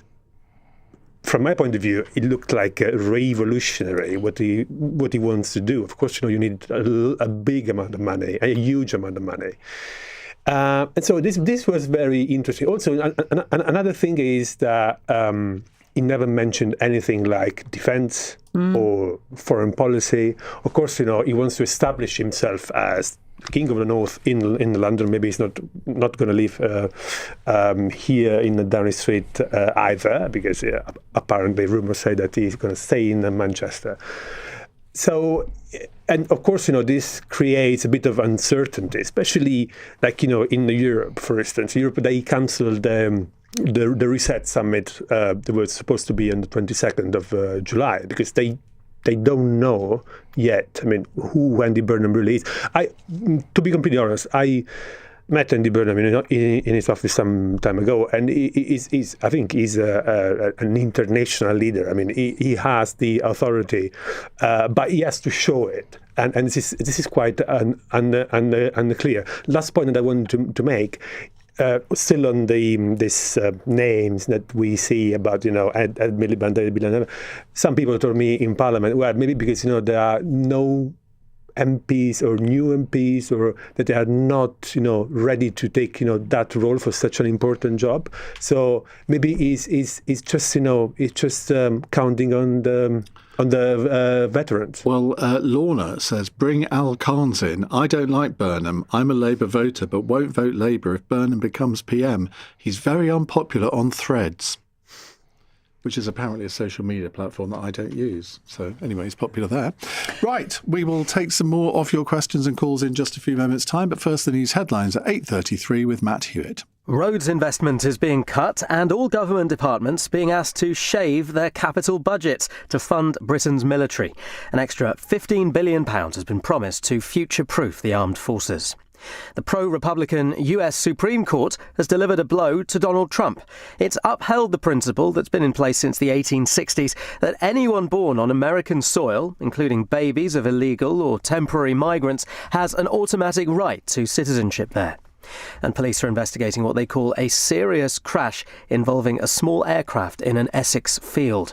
Officers were alerted to the incident at Ongar this afternoon. LBC weather, heavy showers this evening, becoming dry towards midnight with clear spells overnight, lows of 12 to 16 degrees. Tomorrow, cloud and rain across Northern Ireland will spread into Scotland with gusty winds developing. Elsewhere, dry and cloudy, highs of 15 to 25 Celsius. LBC.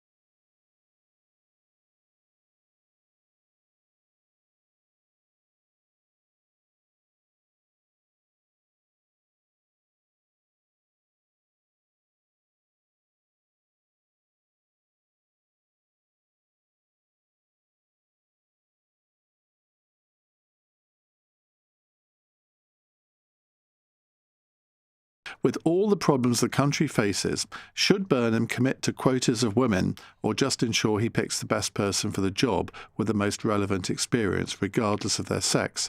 And is this request from female Labour MPs actually helpful for the perception of women in the workplace, whereby someone's sex could now trump someone else's ability and relevant experience for a job? Former Equalities Minister Nicky Morgan.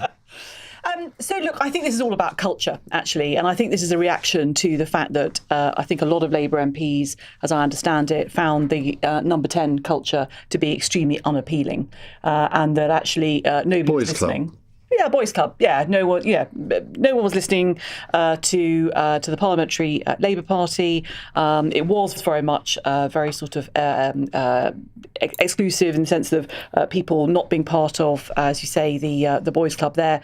And I think that's what they're trying to change. And I was slightly worried. I mean, look, at the end of the day, I think it's right. We've already heard this evening that the challenges facing the country. Of course, the new Prime Minister should appoint the best people for the jobs. Having said that, anybody who's been close to a government reshuffle knows that's not what happens in the first place. It's all about who owes who, whose face fits. So you're already on a bit of a losing streak on that one anyway. And then, of course, when people say, oh, no, appoint the best person, not women, actually, the point is, somebody said to me last week, there are plenty of mediocre men appointed. The very best women have to still fight for it. And so actually, until you've got some sort of real equality, whether it's in Westminster or elsewhere, where actually you've got, frankly, as many, I don't want mediocre people, but you've got men and women being judged on the same field, and that is not what happens in a government reshuffle, then actually asking, have we got the right culture? Have we got the right tone? is not a bad place to start. But if you look at the 400 Labour MPs that there are, it is more or less 50-50, isn't it, in terms of balance of the sexes? I think it is in Labour Party. So therefore, it's quite reasonable for the 50% or whatever it is of women Labour MPs to say, well, look, we want equal representation. Yeah, I don't think it's an unreasonable request at all. I do think that the new Prime Minister absolutely should have that at the back of their mind. But of course, if they have a particular firm view on a person, I think I hope you're not going to see anymore is sort of all male teams and departments, for example, or where there are more men in the whips office than there are women and everything else. So look, I'm not against this request at all. I think there's a really good reason for it, but I also think that the Prime Minister shouldn't be beholden to it. Jo Tanner.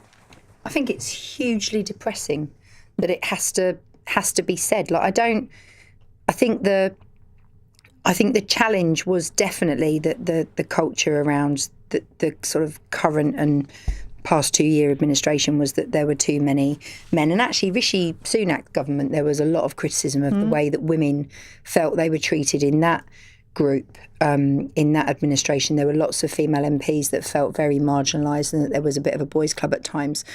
And I think it's a shame, first of all, that Andy's not really sort of had a chance to just kind of set it up himself to do. He's already announced a deputy chief of staff that's female, that's going to be based in Manchester. He's also talked about his comms. Yeah, keep her out of the way. Yeah, well, she'll run a tight ship. Let's put it that way. But they've also talked about. I think it's on the comms side, they're looking at a woman that's been working with him for some time. So I just think the idea that saying sort of 50%, I don't like that concept. I don't like the kind of you've got to commit to it being 50% and everyone's going to sort of tick them in like they're going to be sort of clocked in and out. I don't like that idea. I do think there should be a bit more thought about the skills that individuals have got and actually their experience and just their general attitude as to whether they are the sorts of people that can, communicate incredibly well. One of the challenges he's going to have is that a bunch of the senior people have been going around saying Keir Starmer's doing a great job. Keir Starmer, give him a kick. He needs to stay. He's the best person. He's done this great work. That's enough about Steve Reid. But that is the problem, right? We've had a succession of people that have basically been going out saying he's a great guy, and then they all couldn't wait to get in a photo with Andy Burnham. Now, as the token men in this discussion, Jo and Antonella, can you be quite brief, and then we can fit another question in before the break?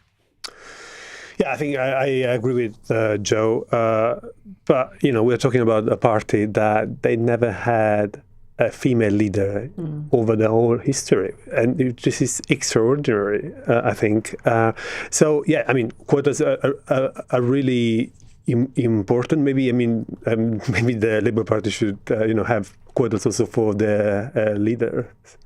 Possibly. Well, I think he will appoint a woman. At this point. He will appoint a woman as Deputy Prime Minister. I think that'll almost certainly be Lucy Powell. But he's not leader. No, but... Well, got she might be running the country title. When he's in Manchester. But she comes from Manchester too, so that isn't a very... They're just going to pass. That's not a very geographically balanced ticket, is it? Jo? I think that as Nikki and Jo have said, the fact that the request has had to be made feels depressing. I think changing that culture in number 10 of the kind of the closed shop, the boys' club, is something that absolutely needs to happen.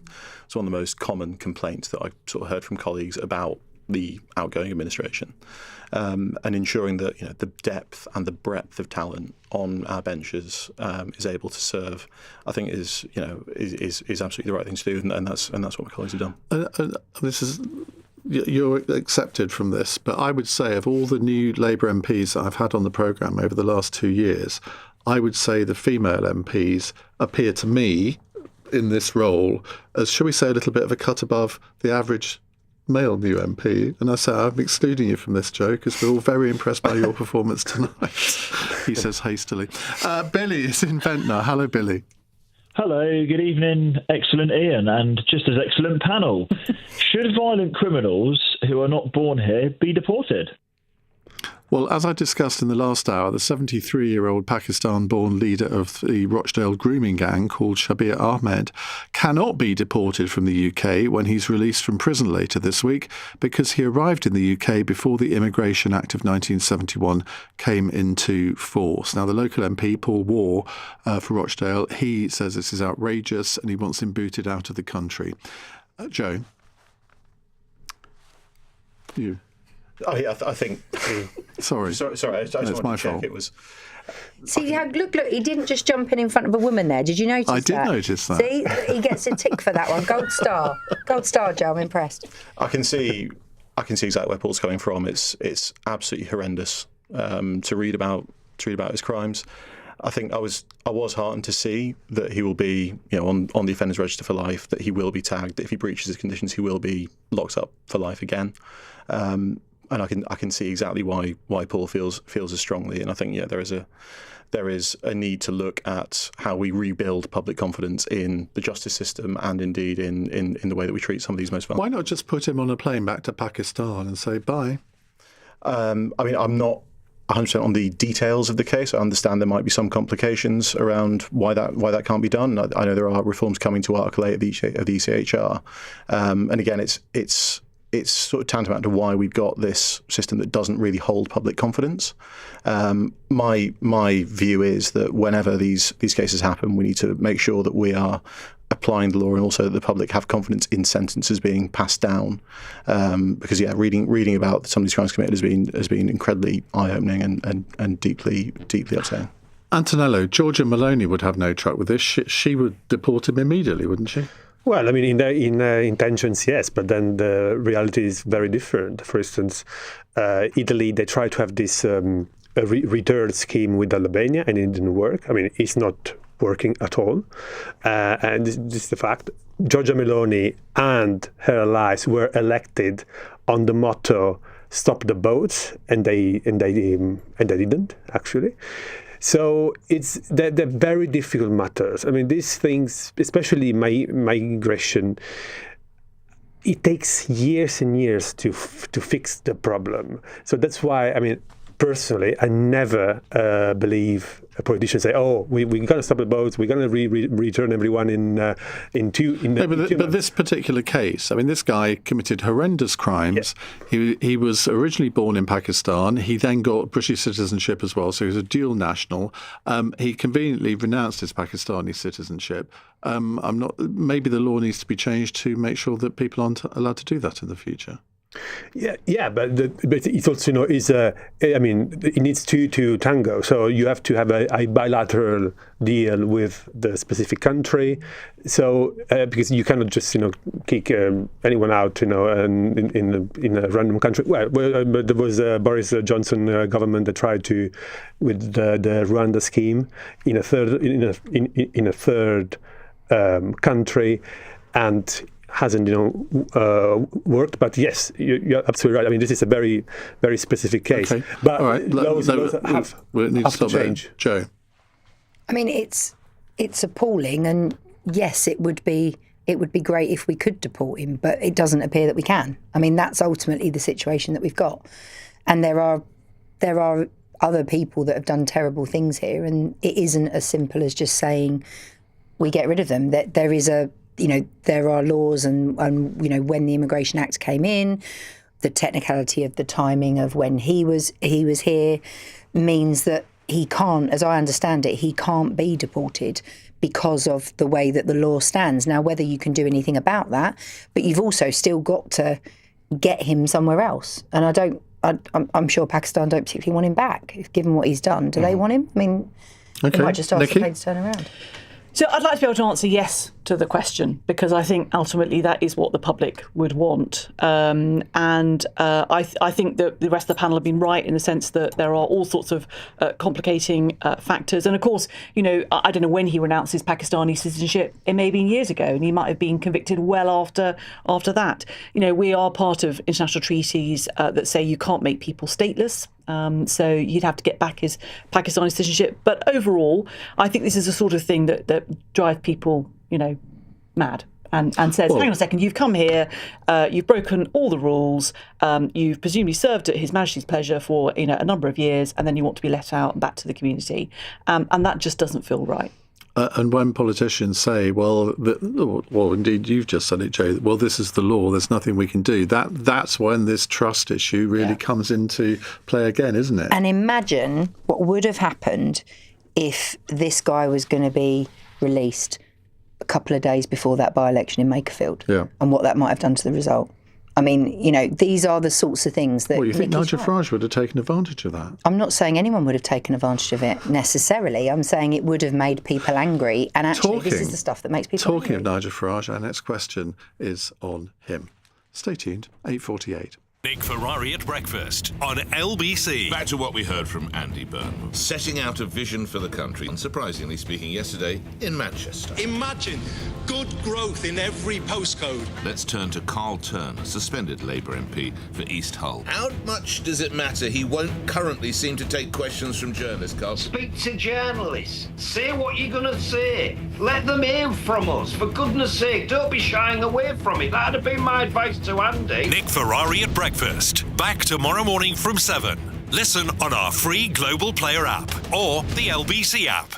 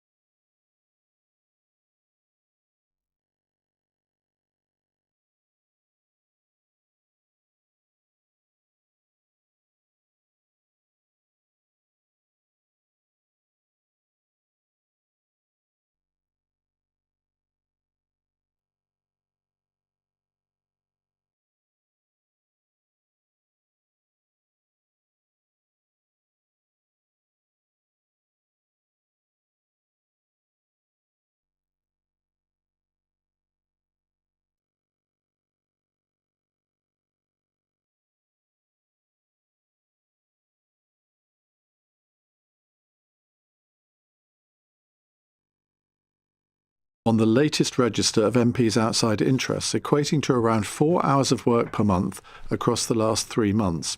A spokesperson for Mr Farage has said that, as previously has been reported and declared, Nigel Farage is a brand ambassador for direct bullion.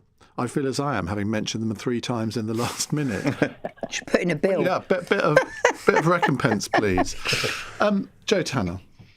I mean, it's good money if you can get it, right? I mean, we've missed out on a deal there, but I still don't understand how we've had conversations, endless conversations about outside earnings for MPs, and we've had the scandals of those that are sort of solicitors and how we can't work out how they actually managed to do any work in Parliament because of the amount of hours they were doing in far-flung places. And I do think there is something slightly strange. Nigel Farage's finances are clearly causing a lot of questions. They're raising a lot of questions, and I think they're going to continue to sort of dog him, as it were.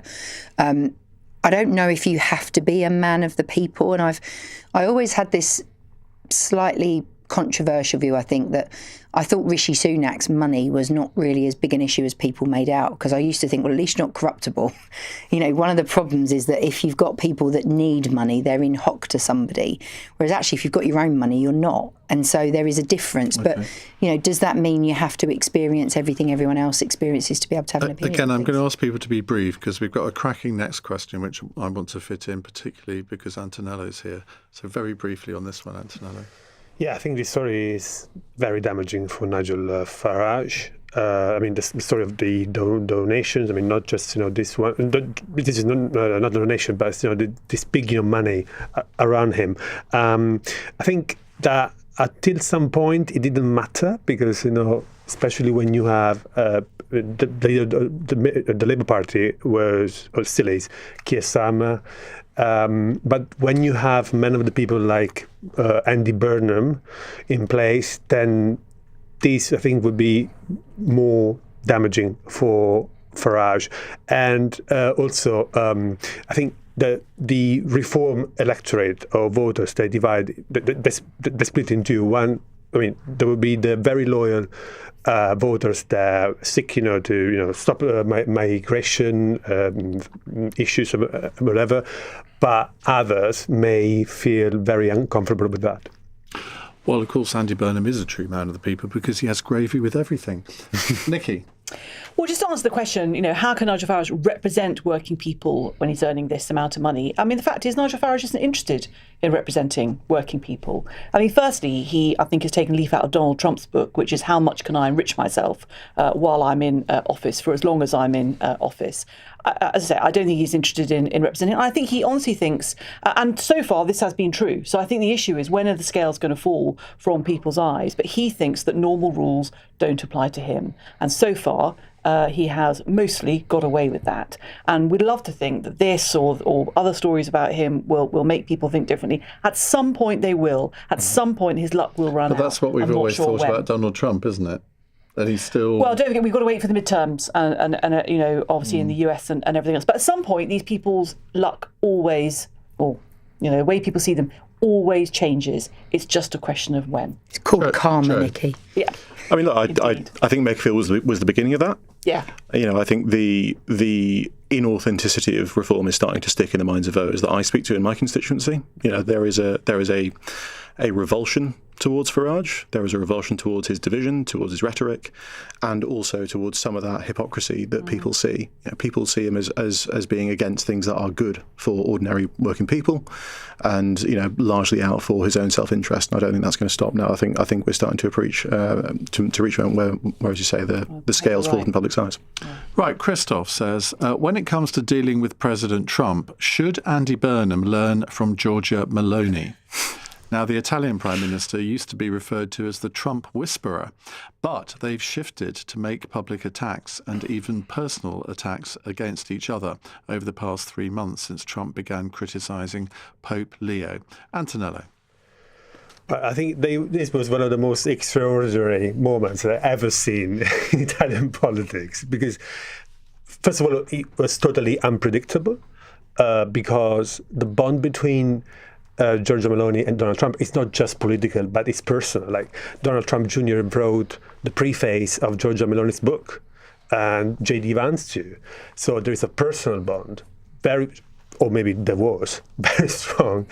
And I think what happened there was, first of all, misunderstandings in politics and also disagreements, like on Iran, because Italy, they didn't concede the military bases for the attacks, for instance. But I think there was also some personal reaction, or maybe overreaction at some point by Giorgia Meloni, because she's a very tough woman. She comes from a working class background. She's,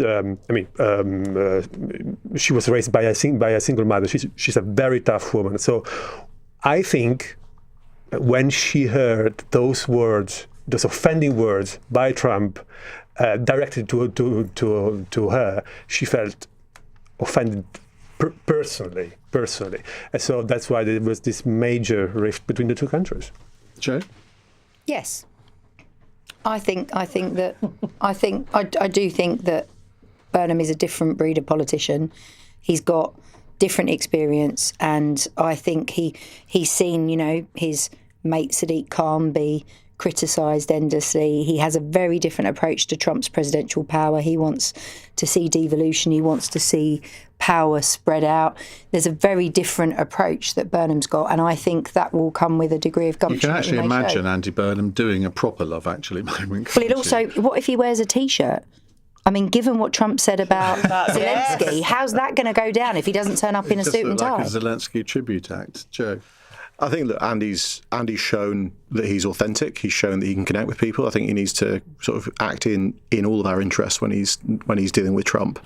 I think certainly part of that is standing up for British values and standing up for for what we all hold in common. And I look forward to seeing Andy doing that on the world stage. Nikki? Well, I think what Andy Burnham should learn from George Maloney is that eventually everybody falls out with Donald Trump, and he's rude to absolutely everybody. So don't bother with the Love Actually moment. Just probably go straight to standing up for the UK's interests. Right, Christina in Newport says, a signed copy of a book by Sir Paul McCartney has been sold at auction for £950 after it was donated to an Oxfam shop in mid-Wales. What's the best thing you've ever found in a charity shop? Joe? A Christian Dior necklace. No. Yep. I found a Christian Dior necklace in a I don't want to tell everyone where it is because everyone will go there. But I do love a charity shop. I'm a bit of a fan of, the whole sort of circular economy and sort of seeing. I just think people give away incredible things.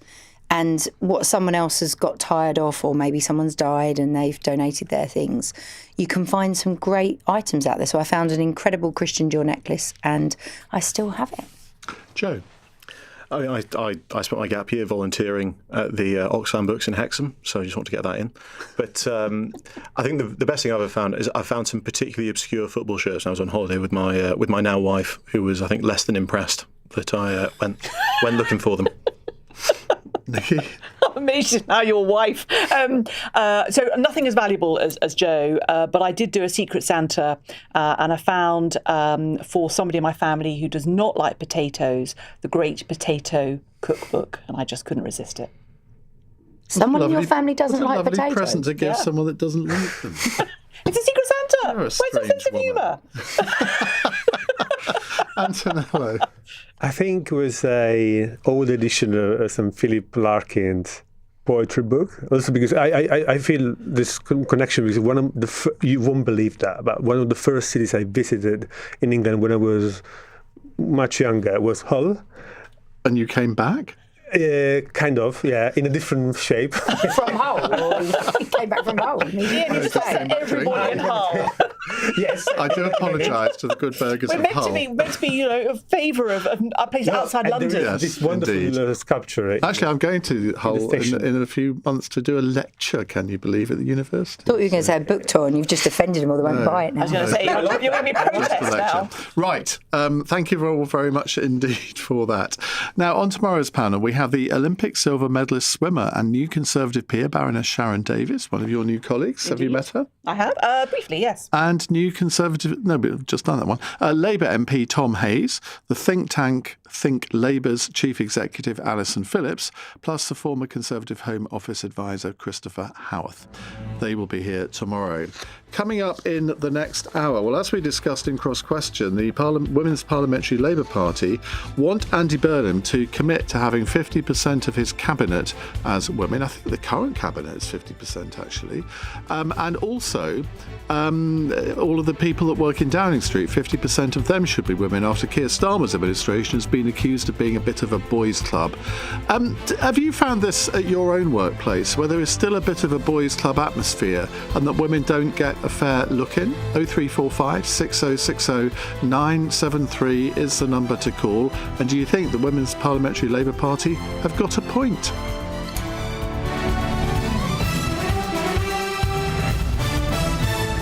On your radio, on the LBC app, and Play LBC. leading Britain's conversation.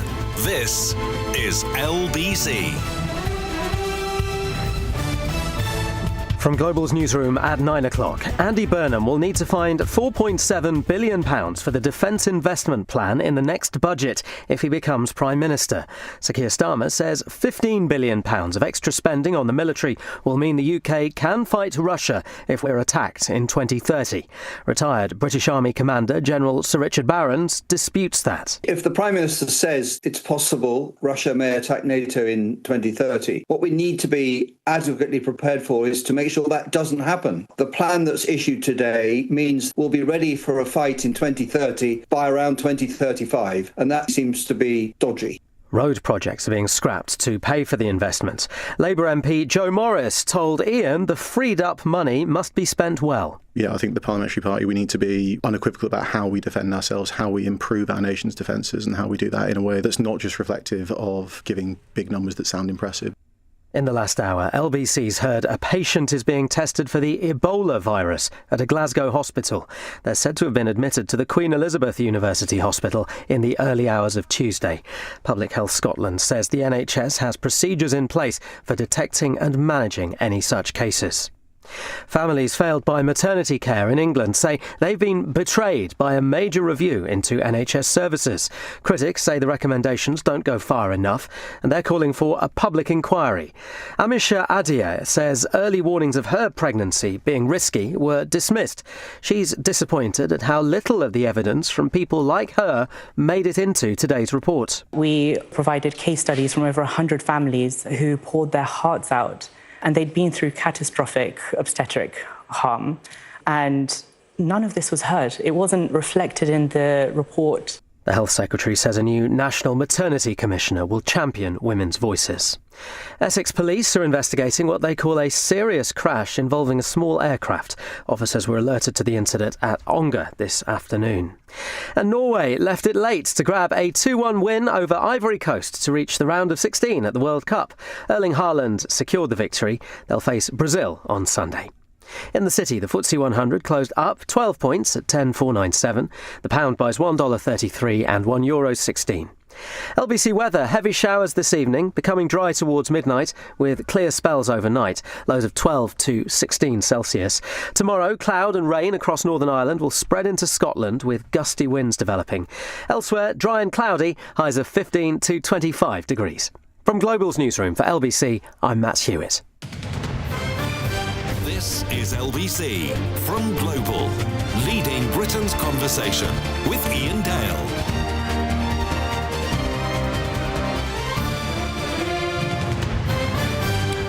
Very good evening to you if you've just joined us. In fact, if you haven't just joined us as well, it's 9 on LBC.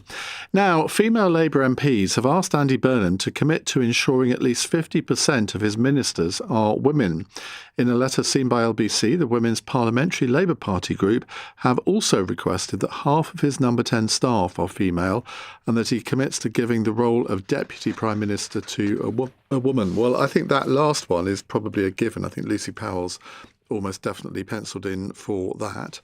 But it is an interesting point, isn't it, that sometimes Westminster overall seems to be seen by many people, particularly maybe women, as a bit of a boys' club. And that's because it was essentially a club up until, I would say, the last maybe 20 years.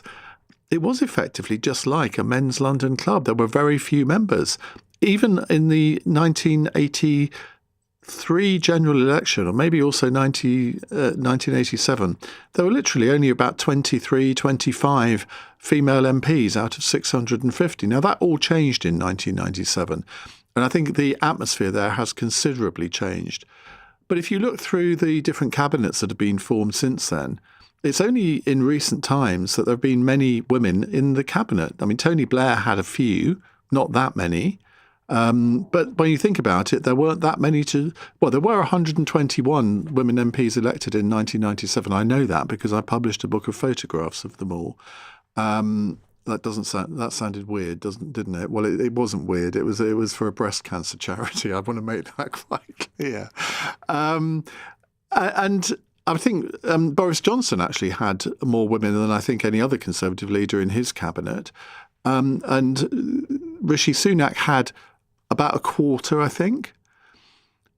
And Keir Starmer, somebody texted in a little earlier to say, well, hang on a minute, Keir Starmer's cabinet contains around 50% women. Well, the Women's Parliamentary Labour Party want that to be the case for Andy Burnham. I suspect he'll say yes to that. If you look at the current makeup of the Labour Parliamentary Party, nearly 50% of Labour MPs are female. So why shouldn't there be 50%? But should it really be down to quotas? We had somebody in the last hour say, well, hang on a minute, it should be those who are best able. And I said that in my experience of all the New Labour MPs that I've met, I would say the female MPs on average are of a higher quality than the male ones. And I don't mean that to be disparaging to the male ones, and I'm just talking about the ones that have come on this programme. But I wonder how we can read this across to normal workplaces.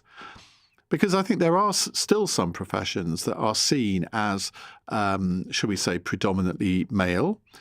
But then, I mean, that's always been the case. Certainly, if we go back to the 50s and 60s, when manufacturing industry was much more important to this country than it is now, there were plenty of job descriptions in the economy where you wouldn't get a single woman in them. I mean, you look at the fire brigades, for example. There were no female dockers back in the day. Not sure there are now, to be honest.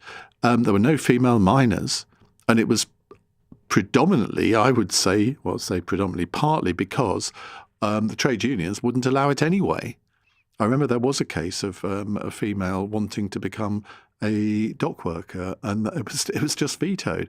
Now, you couldn't do that on equality grounds now, but there are still some areas which are seen as more naturally male than female, and similarly more female than male. Is that necessarily a bad thing? But how does it affect your workplace? And obviously, if you don't want to give your real name, if you phone in on this, I'll quite understand. But I'm sure there are plenty of organisations in the public sector and the private sector up and down the country where women don't feel they get a fair look in. Why is that in 2026? Given various equalities laws that have been passed, given the fact that you're not allowed to pay women less than you pay men. I mean, I still shake my head. I mean, it's within my lifetime that women were almost automatically paid less than men. I mean, I can't get my head around that, but that has happened. So are women treated more fairly in the workplace now, or do you think there's still a way to go? 0345 6060 973. Bethany Dawson is LBC's political correspondent. She had this story today. Tell us more, Bethany. Hi, Ian. Yes. So the Women's Parliamentary Labour Party group, the group of female Labour MPs, are writing this letter to Andy Burnham with a set of demands, essentially. One of them being, as you were saying, making half of his ministers women. They also ask that half of his number 10 team are women. They have said that he should give the role of Deputy Prime Minister to a woman, and they should create a First Minister of State for women who attends Cabinet. So there's a lot of things in there. As you say, there is some discussions today about quotas, some criticism that it's sort of symbolic. I think the one that is most interesting and would be most impactful within this is that ask that 50% of women in number 10, 50% of staff in number 10 are women. I think that would change, and that is where a lot of criticism for Keir Starmer's administration has come. Within this letter, there was a lot of criticism for Starmer and the operation around him. They wrote that female MPs are, quote, battling within our own party to be heard as women. And then in a thinly veiled reference to the Peter Mandelson scandal, they say, quote, rooms where decisions are being made are often closed to us, leading to blind spots in appointment decisions and policy development. So this is really interesting, and we heard on LBC earlier from Labour MP and former Home Office Minister Jess Phillips, who explained why she and many other female Labour MPs think it's important that Andy Burnham does this if he indeed does become Prime Minister in 3 weeks' time. I think that Labour leaders certainly, I mean, even when we were in opposition, there was a sort of, there always has been a bit of a commitment to at least 50% of the jobs being women. It's you know, absolutely in the blood of the Labour Party, like it is in our constituency Labour parties. You have to have 50% women on your executive. So it is. So it's not. That's not particularly new news. I think that what was certainly got across by many women in the room today to Andy Burnham is that. It isn't just about having women in the room. It is the ability for you to listen to them, give them power, and listen when they speak. Giving someone a job is not, and then just ignoring them when they speak will not work. And he definitely got that message from the women in the PLP today. So we heard there from Jess Phillips. It's been a really interesting day, and Andy Burnham spoke to the women's PLP earlier today. We've heard that the response from the Makerfield MP was very good. He was very receptive. And one thing that he did agree to was another demand where they've said that there should be a zero tolerance response to negative briefing or misogynistic briefing towards women. And he told the group of MPs that if anyone on my team has been found to have done that, they would be out the door. Thank you very much indeed, Bethany. Bethany Dawson is, of course, LBC's political correspondent. Justine Roberts is founder and executive chair of Mumsnet. Justine, very good evening to you. What do you make of this letter that's been sent to Andy Burnham? I mean, I'm assuming that you will agree with its sentiments, but the fact that it even has to be said is quite astonishing in 2026. Yeah, it is astonishing, but bear in mind the Labour Party yet to have a woman leader. I mean, there's a problem in the Labour Party, and there has been for some time. And I don't think it's that astonishing to most women listening, actually, Ian, because most women listening will know that even when lip service is paid to having equal numbers of women in the room or equal share of power, very often the actual decision-making still comes down to the men in the room, and the men look at the men when they're having important discussions. And the women's concerns are sometimes still, even in this day and age, diminished. So I think why is that? It doesn't surprise me. I don't think groups who hold disproportionate power give up power easily. And, you know, to some extent, I think the reason why the Women's Labour Group have had to do this is because, you know, lip service has been paid, but real power has not been exchanged hands.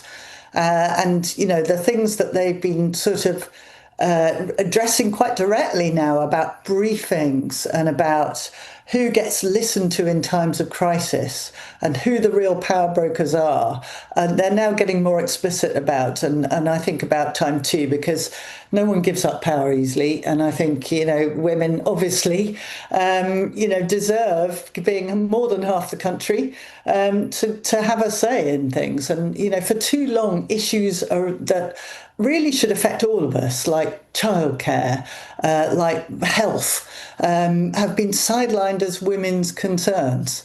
And that's not good enough. And I think finally people are saying, look, you may not be a female prime minister, but you're going to have to take these issues seriously because they affect all of us, not just half the country, but all of us.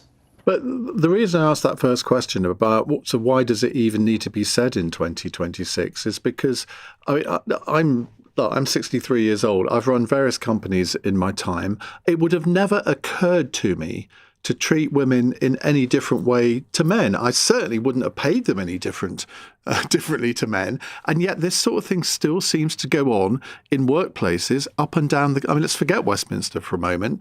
I mean, most of the people listening to this will not be involved in politics or the media. They'll be working in public or private sector organisations where this thing is still happening.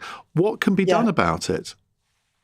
Well, I think we have to address it directly as a culture problem. I mean, you look at, and we've just done a big report on Mumsnet about medical misogyny and about how women's health issues are very often marginalised and minimised. I mean, we still have a massive problem with domestic violence in this country, that no one seems to really take that seriously.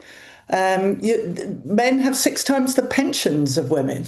I mean, when you actually look at the bald facts, however everyone, you know, and I'm sure in the workplaces you've been in, Ian, it feels like there's equality. But look at the facts behind it. There really isn't equality in this country yet. And I think, you know, some of the women have really, you know, I think this generation will really say enough is enough. This is not fair. Look at who does all the caring still. Does it get paid? No. Look at who has the economic power. Look at the wealth. So go and look at the Sunday Times rich list. See how many women are on there. You know, and so when it comes down to the sheer facts... You must be on it, given how Mumsnet has been, such a success Mumsnet has been. I'm afraid it's not that successful. in a business sense, Ian. So I think, let's look at the data, actually. And I actually think most people have good intentions, but ultimately, when it comes down to it, power is ceded very reluctantly. And I think we need to have an honest look at culture change. And I think if the women are being a little bit stroppy in the Labour Party, good on them. About time, I say. Well, I mean, I think Jess Phillips is the personification of stroppy, isn't she? And she would that's meant as a compliment, and I know she would take it as such. Justine, great to talk to you. Thank you very much indeed. That's Justine Roberts, founder and executive chair of Mumsnet. So what's been your experience? Because, I mean, I'm quite happy to talk about what the Women Labour Parliamentary Party have done on this and whether you think that's a good idea and why is it that women still don't seem to be completely equal in the world of politics. But let's widen this out to ordinary workplaces. Do you still feel that as a woman you're not treated the same as men? And if not, why not? And if not, what can be done about it? 0345 6060 973. Just looking at my switchboard here, every single caller a man so far. Come on, ladies of Great Britain. 0345 6060 973 and Northern Ireland, 19 minutes past 9. This is LBC.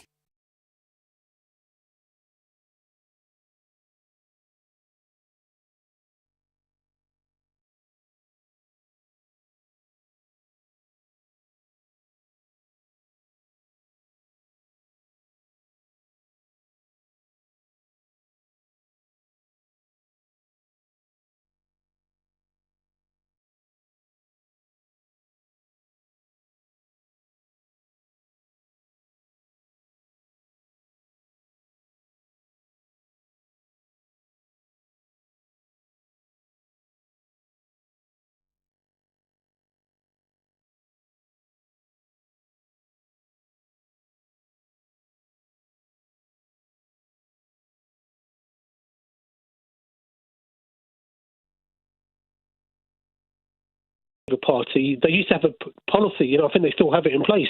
50% of all marginal seats have to be a woman. 2010, that's what we had to do. We selected a woman on that basis. She lost badly. The discrimination I think she faced was not over her gender. I think it was over her ethnicity. She was of Turkish origin. The local paper at the time, as soon as we confirmed her as a candidate, they put something on the editorial piece like, they've just handed the then MP, Mike Penning, an open goal. What, because of her ethnicity? They go Turkish. Yeah, they go Turkish woman as a Labour candidate. And as some would say, they just given the sitting candidate an open goal. He had a majority of just 499 in the 2005 election. And you look it up, that 2010 election, what done it for her, I think, A, first and foremost was her ethnicity. B, in my view, sorry, AFA, if you're listening, but she took a very misguided decision on the local hospital. It was one of those hospitals that lost its A&E and maternity units, and all the Labour candidates ever since then have defended that. But what I want, and I'm somebody that the vast majority of my bosses in my time have been ladies. All I care about is who's best for the job. And can I, Labour already tied their hands on an arbitrary target on the taxes. They're completely tied, messed up their, what they can do on the economy on taxes. Can I do with Angela Rayner last year when she got fired?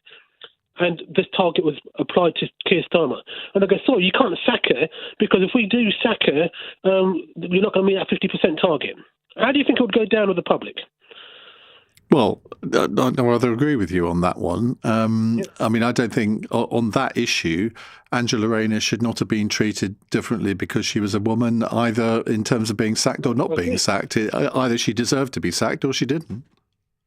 And another point, in 2010, again, I was still part of the Labour Party, the person I thought who was best for the job and who I wanted for the job as Labour leader was a Miss Harriet Harman. And guess what? She didn't want the job. So all these people that keep on complaining, oh, Labour haven't elected a Labour, are you saying that we should just appoint somebody for the sake of it who may not be the best person for the job? And isn't it discrimination to deny somebody who might be the best job, and if you're up, whether it's a man or a woman, but you say to one gender, well, you're not the right gender, you might be the best person for the job, you can't have that job because you're the wrong gender. Isn't that discrimination on a higher basis? I remember interviewing Harriet Harman once, and I said to her, don't you feel that you let women down by, first of all, not insisting on being Deputy Prime Minister under Gordon Brown when you were Deputy Leader of the Labour Party, and second of all, actually standing for the leadership in 2010 when a lot of people wanted you to do so. And I think in retrospect, she now regrets that and thinks she did let womankind down. Yeah, and we also had Margaret Beckett, the deputy, and it was a party that selects the deputy leaders. And so, whoever's the best person for the job, and in my time, I was a member from 2000. I joined shortly after that late election in June, of 2001. I've said this many times before, primarily to get on a case about how things in 9/11 happened and that entire second term got wasted on the war in Iraq. But I can generally say the only discrimination I got hints of was, me knocking on doors, people saw my face, their faces dropped. I've seen that kind of look. The number one discrimination out there, in my experiences, is on race. But if there's any kind of discrimination of any kind, I've always been the kind of person that sticks up for the underdog. I'm sure that callers have noticed. I often go against the grain.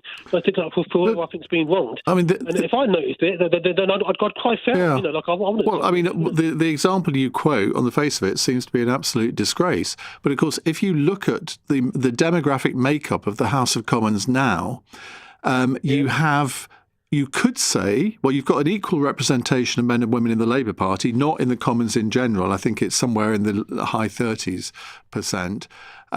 But gay people are actually overrepresented in the Commons. You could argue that ethnic minorities are overrepresented in the Commons, given the percentage of the population. So, I mean, we've come a long way, even if we haven't quite got to where we need to be from a female point of view. And I really wouldn't want to go down this road. Oh, we must have this specific background, this amount of ethnic minorities, this amount of women. But just on my previous point, just in case anybody doubts about what I'm saying about racism, Hemel Hempstead was the town that selected a one Paul Boateng in 1983. The National Front were very prominent, and I was only 6 or 7 at the time. But when he got appointed to the cabinet in 2003, and I was a taxi driver, I was picking up old people that were still calling him very, very openly outrageous racist terms then. So unfortunately, Hemel Hempstead is one of those towns that there was a lot of racism when I was growing up. There still is now. And I would struggle as somebody who's born and raised in this town. If I've got health problems, I can't do much anyway. But if I didn't have health conditions and I wanted to throw my hat in the ring, I would really genuinely think my ethnicity would be a massive barrier, and that's not fair, and that needs to be looked at as well. So all those ladies that think, I've not seen it. You say that. In my career, I've not seen it. I really haven't seen it. I can genuinely say that. Okay, you say that, but I'll put the counter to you. Look at some of the Essex MPs in sort of safe Conservative seats. Kemi Badenoch in my old hometown of Saffron Walden, Priti Patel in Witham, James Cleverly in Braintree. You had what was his name? I can't remember his name. The MP for Windsor back in the day. It'll come to me in a moment. Adam Afriyie. You're absolutely right. I mean, who would have thought that in 2005 Windsor would select a black MP? And I've talked to him about it, and he said he never felt any sort of real racism at all. He said you get the odd comment here and there, but you would, whatever you were. So I hear what you say, Shahid, but I do think we've come a long way on those sorts of things more generally. Just to look at the figures for the number of female MPs, around 41% of all MPs are female. Labour around 46%, Conservatives 24%, Lib Dems around 44%, and the Green Party 80%. Well, there you go. And Reform, they must be around 20%, 25%. Right, let's go to Marina, who's in Hounslow. Hello, Marina. I'm not in Hounslow anymore. Oh, you're not? I live in Virginia Water now, but you need a female on the radio, so that's why I thought I'd help you out. Excellent. Thank you. I think we've got to be really successful in the UK and in politics, or in most of our careers. We have to be kind of super women. I feel that especially I look at the female politicians, they're sort of having to be almost the same as the men. And they have to sacrifice so much, and they have to sort of multitask. I mean, we have to be really good at our careers. We have to be really good mothers. It takes a very rare man or husband or partner to be the house husband. It just doesn't happen as much as I think it ought to or could happen. It just doesn't. The reality on the ground is if we want to have a career, we have to be multitasking and organise our lives so much. And I look at the female politicians out there and they get accused of being aggressive if they're confident, whereas a man gets accused of being confident and powerful. He doesn't get accused of being aggressive necessarily. Women aren't allowed to be women and be successful and be intelligent and be articulate and powerful. We get accused of being aggressive if we sort of present in that way, I think. Yeah, I think that you make a very fair point there. He says try not to be aggressive. I think we all I'm trying to think of situations in workplaces that I've been involved in where I've come across any kind of discrimination like that, or where I've felt that female colleagues have had to maybe appear rather different in the workplace to how they are in sort of their normal social lives. And I think I might be quite lucky that I can't actually recall any of that, but clearly it exists. Well, I've had two careers. I studied politics for a degree. I went to drama school. I was, a professional, classically trained actor. And, the Me Too campaign is absolutely, the whole Me Too movement, rather, is very real. And the amount of discrimination and what we had to fight against what you give up of yourself. And I think it is a dirty business, politics, when I look at a lot of what politicians go through, men and especially women. So that's that. There's all that, and then now I've been a psychotherapist for 20 years. I've worked in the NHS and in private practice, and although it's much better, it's not as bad. There's a lot more opportunity. It's still very, it depends on what career you're going into. If you're a doctor or a consultant or a nurse or. It just depends. And again, my experience of those in leadership, it's you have to become quite aggressive. And again, what we have to do as women, what we sacrifice in our lives. And of course, most of us have gone off to have children and we do the lion's share of raising those children. So we do have to put our careers on hold. And that is, I think we have a long way to go before men, in my experience, and I've worked with lots of different people and lots of walks of life, are willing to do the same.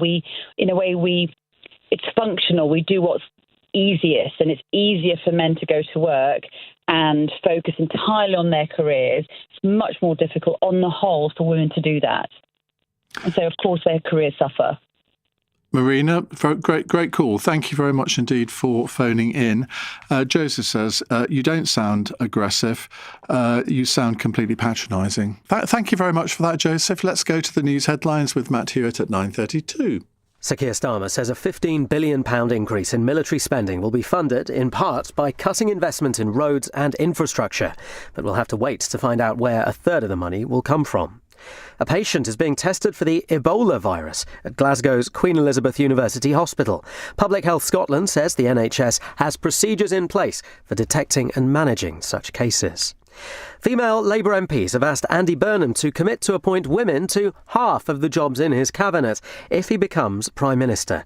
They want half of his number 10 staff to be female too. LBC weather, heavy showers this evening, becoming dry towards midnight, with clear spells overnight, lows of 12 to 16 Celsius. Tomorrow, cloud and rain across Northern Ireland will spread into Scotland with gusty winds developing. Elsewhere, dry and cloudy, highs of 15 to 25 degrees. This is LBC. Close your eyes, take a deep breath, and come on in to Classic FM Calm. LBC's soothing sister station.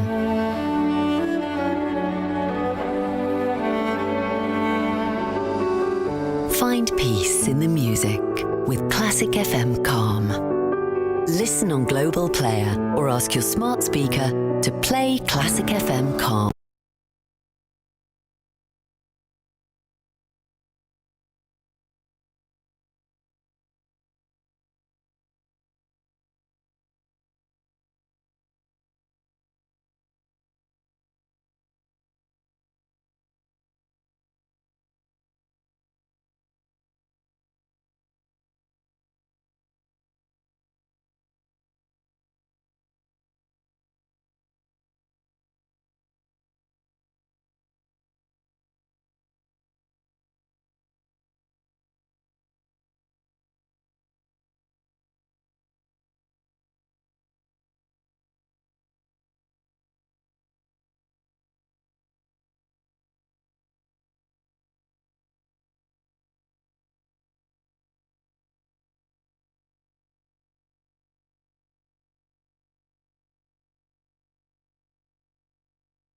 against women in any way at all, whether it's just in providing opportunities or in pay, in working conditions, they're losing out. Why would you exclude such a major part of the population? But I think that this still happens in 2026 because, as Justine Roberts said earlier, men don't like to give up power.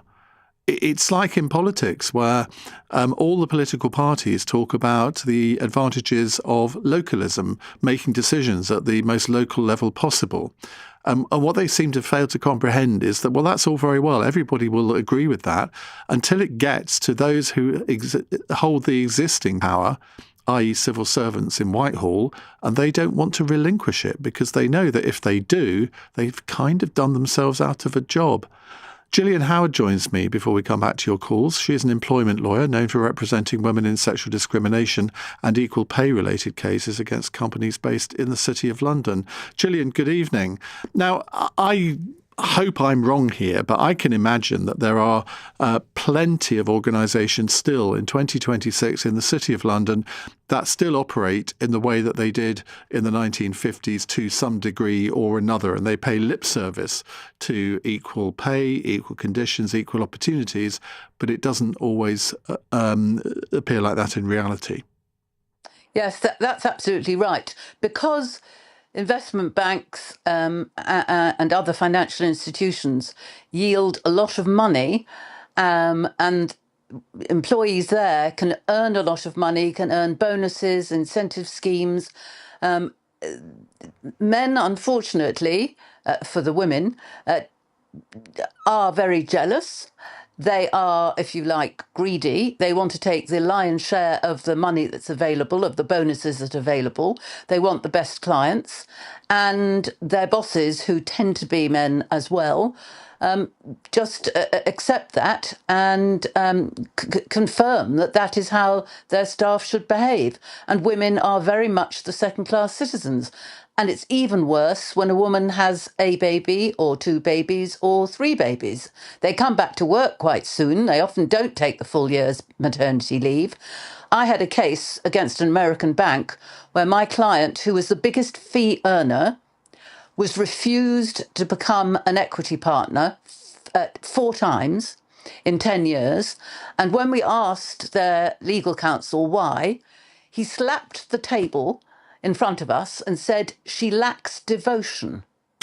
And what he meant by that was she had the nerve to go away and have a baby, or 2 or 3 or 4. And of course, the men can work whatever hours they like because they have wives at home, looking after the family, looking after the home, looking after all the social activities. And that a woman who has a child and family, as well as a very good job and works extremely hard when they're at work, appears to apparently lack devotion. Have things changed in terms of women's representation in senior management in the City of London, by which I mean board positions and chief executive positions? Because Theresa May, when she was Home Secretary and Equalities Minister, I mean, she did quite a lot on this, but has it worked? No, it hasn't. I'm afraid there's still what's called tokenism. You may have 1 or 2 women on the board. It's very rare for them to be in positions other than human resources, HR directors. They tend to be, quotes, women's jobs. But in the main, there's a token woman. There may be a token CEO, female CEO, but that is very rare. No, the senior jobs, the ones with great power and the ones that earn a lot of money, are typically male incumbent. But am I wrong in thinking that in board level appointments, it used to be there were only 9% of board members in the city were women, and then it got up to about 35, nearly 40%. I mean, I'm talking about figures that I remember from a few years ago now. Yeah, well, that was a few years ago. Unfortunately, the figures have diminished, mainly because, as I discovered, a number of banks have what they call a black hole account, which heads of departments are given. They're given it for what's called risk. And of course, it's a risk when they don't allow women who've had children to come back to work, or they don't promote them and they don't make them partners, or they don't make them managing directors. And they're given this black hole money basically to pay the woman off. And this is what happens in the city. There's a lot of money sloshing round, and that's what heads of departments and managing directors are given. They're given money to pay off any potential legal risk, and there are a lot of legal risks where they maltreat and mistreat women. So, are you effectively saying that we've gone backwards in female board representation? Yes, I am. And it's what I've seen. And I've got 3 cases at the moment, all female women, females, in very senior female women, all in very senior positions. And they have all been in one way or another discriminated against. One was taken away, had her job title taken away. She's a managing director, and she's now been downgraded. And a male has been put in her place and made managing director, and 2 have been refused permission to come back from work after having children, and it's been called redundancy. And it's very funny that their role has been made redundant, but nobody else's has. One of my clients who was allowed back came back to an empty desk, no computer, and no clients. And interestingly enough, 2 men had been covering her role while she was away. So it took 2 men to do a one woman's job.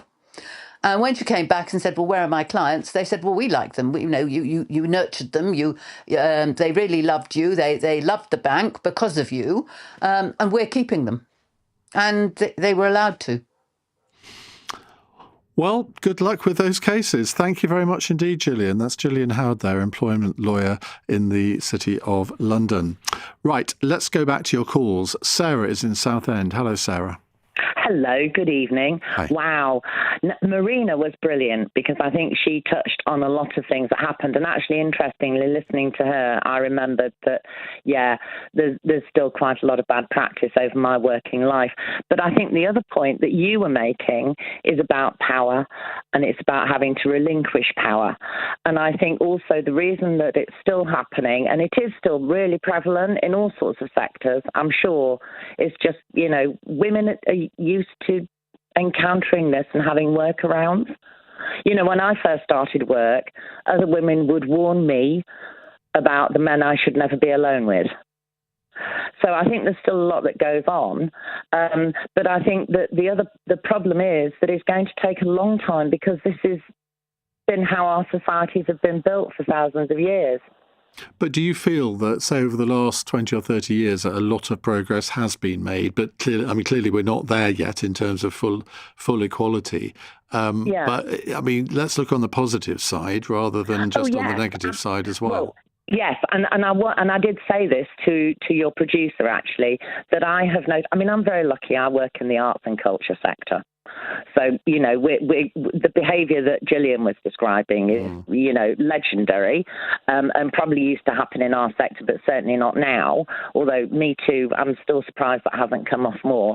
I think we have made progress. I have noticed that my younger male colleagues do actually listen to you as an equal. And you don't get the mansplaining and you don't get the nicking of ideas and things like that, not in the same way. So I'm optimistic that this will change. If you think about our younger family members, people under 30, and you must have lots of young people in your family. Oh, yes. They constantly say, you can't say that nowadays. Oh, I know, yes, I know. It's really good for you having them live with you, though, because it does stop you from turning into a bit of an old no, really. It's very informative sometimes as well.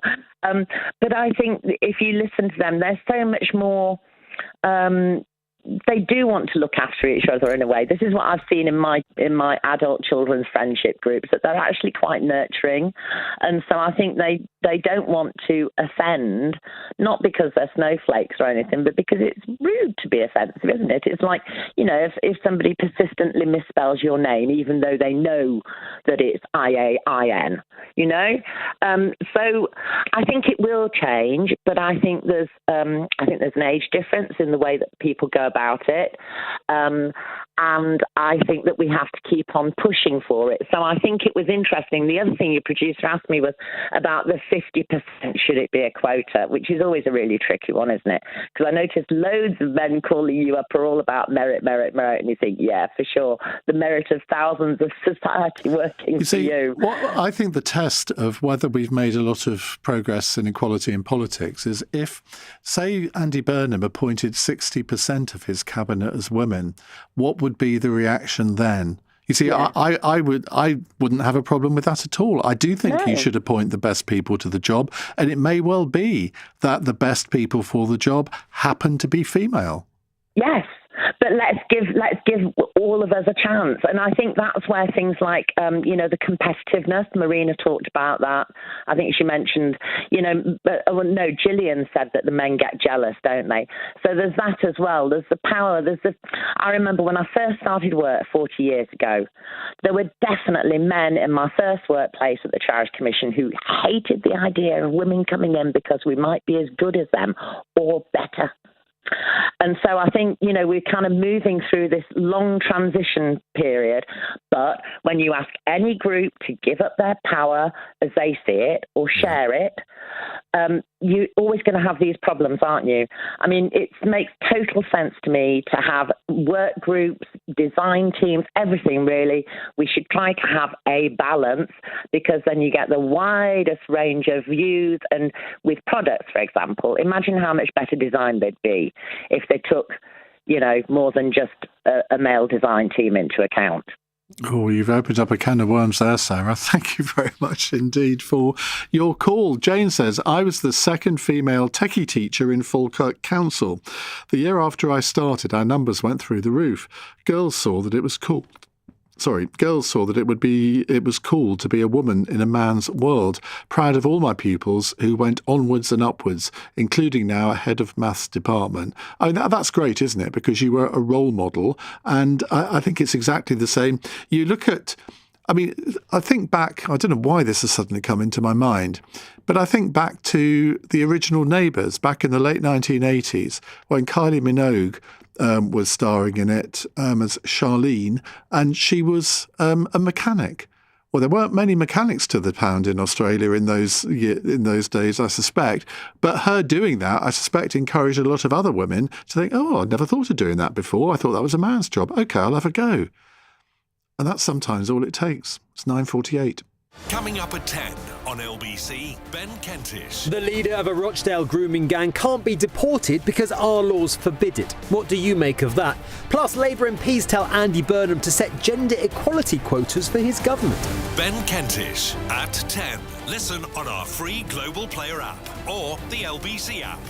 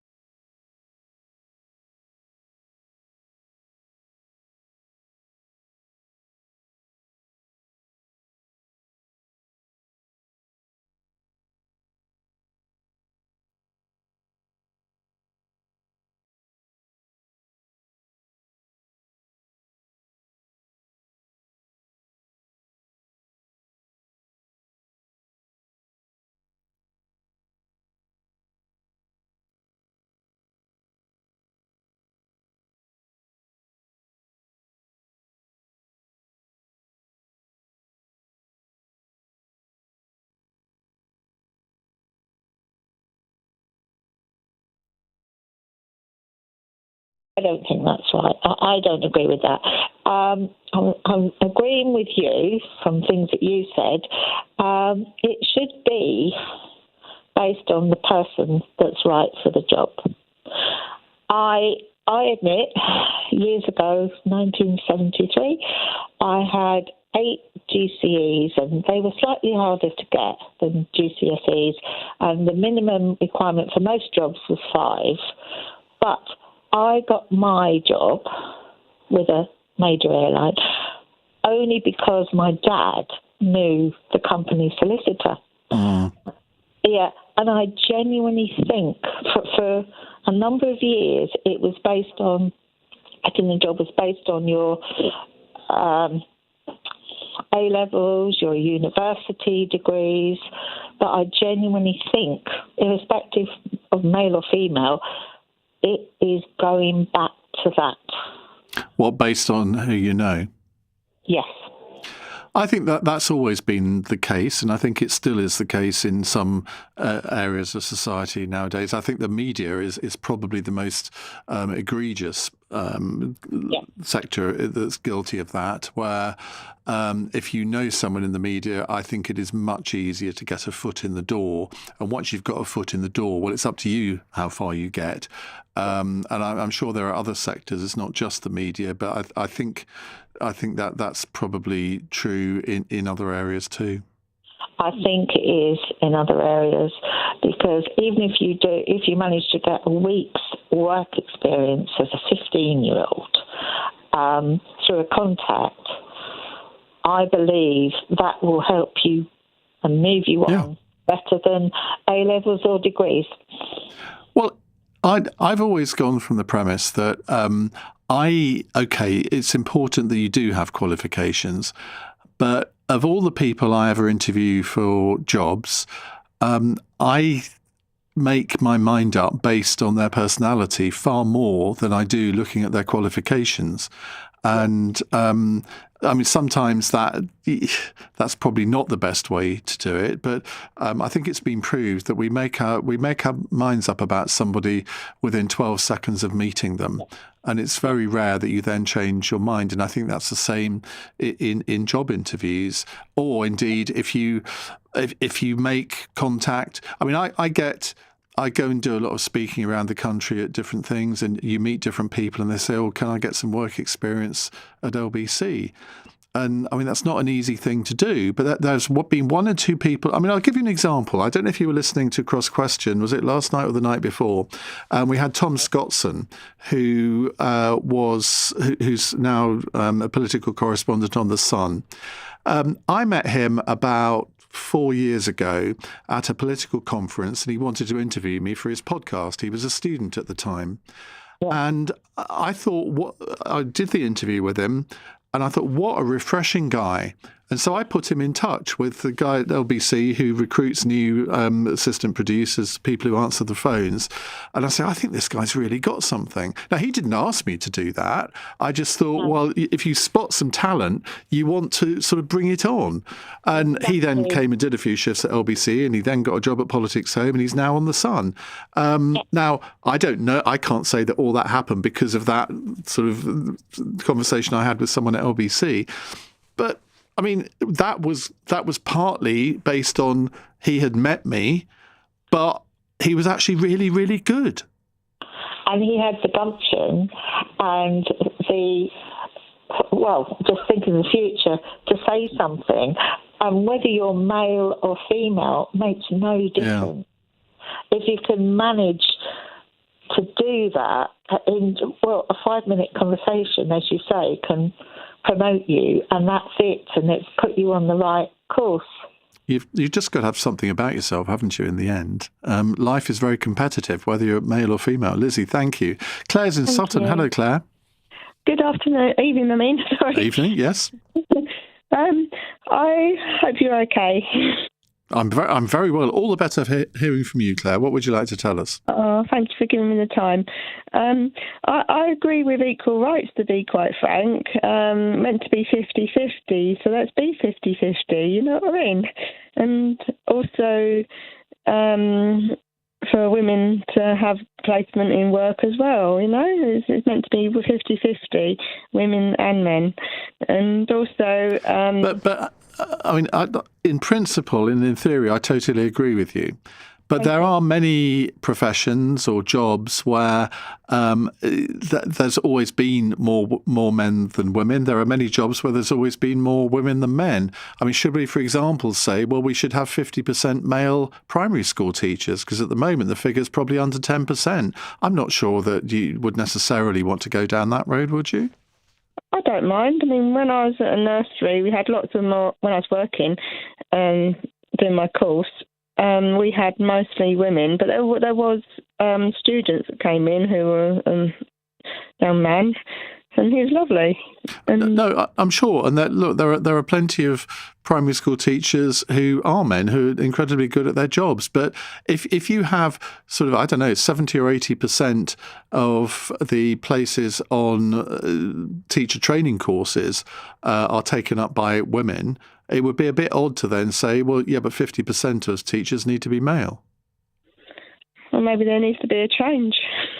Well, I actually think there does. I think it would be a very good thing if there were more male primary school teachers, because I think there are too many kids who are growing up in our society with no male influence in their lives whatsoever. There are all sorts of reasons for that, but I think if we can encourage more men to go into primary school teaching, that would be a good thing. 50-50. Claire, I'm going to let you go because I just want to squeeze in Judy in Belsize Park. Judy, we've only got about 45 seconds, I'm afraid, but fire away. Right, the first job I got, I made the most disgusting tea, and I found in life, if you make really disgusting tea, you will get promoted. They'll let somebody else make the tea, and they'll move you on to something more interesting, and it worked for me. That is a brilliant way to end the programme. Thank you very much indeed. I don't drink tea, so I wouldn't know if it was disgusting or not. Well, thank you for all of your calls and messages this evening. I'll be back tomorrow from 7. If you missed any of this evening's show, you can listen back on our free Global Player app or the LBC app, where you can stay up to date with all the latest news, videos and opinion. Download the official LBC app for free from your app store now. We have 2 new podcasts for you, Where Politics Meets History, new episode of that. Plus, my Iain Dale All Talk podcast tomorrow is with Sandy Waugh, the LBC News presenter. Coming up at 1 on LBC, it's Richard Spur. But right now,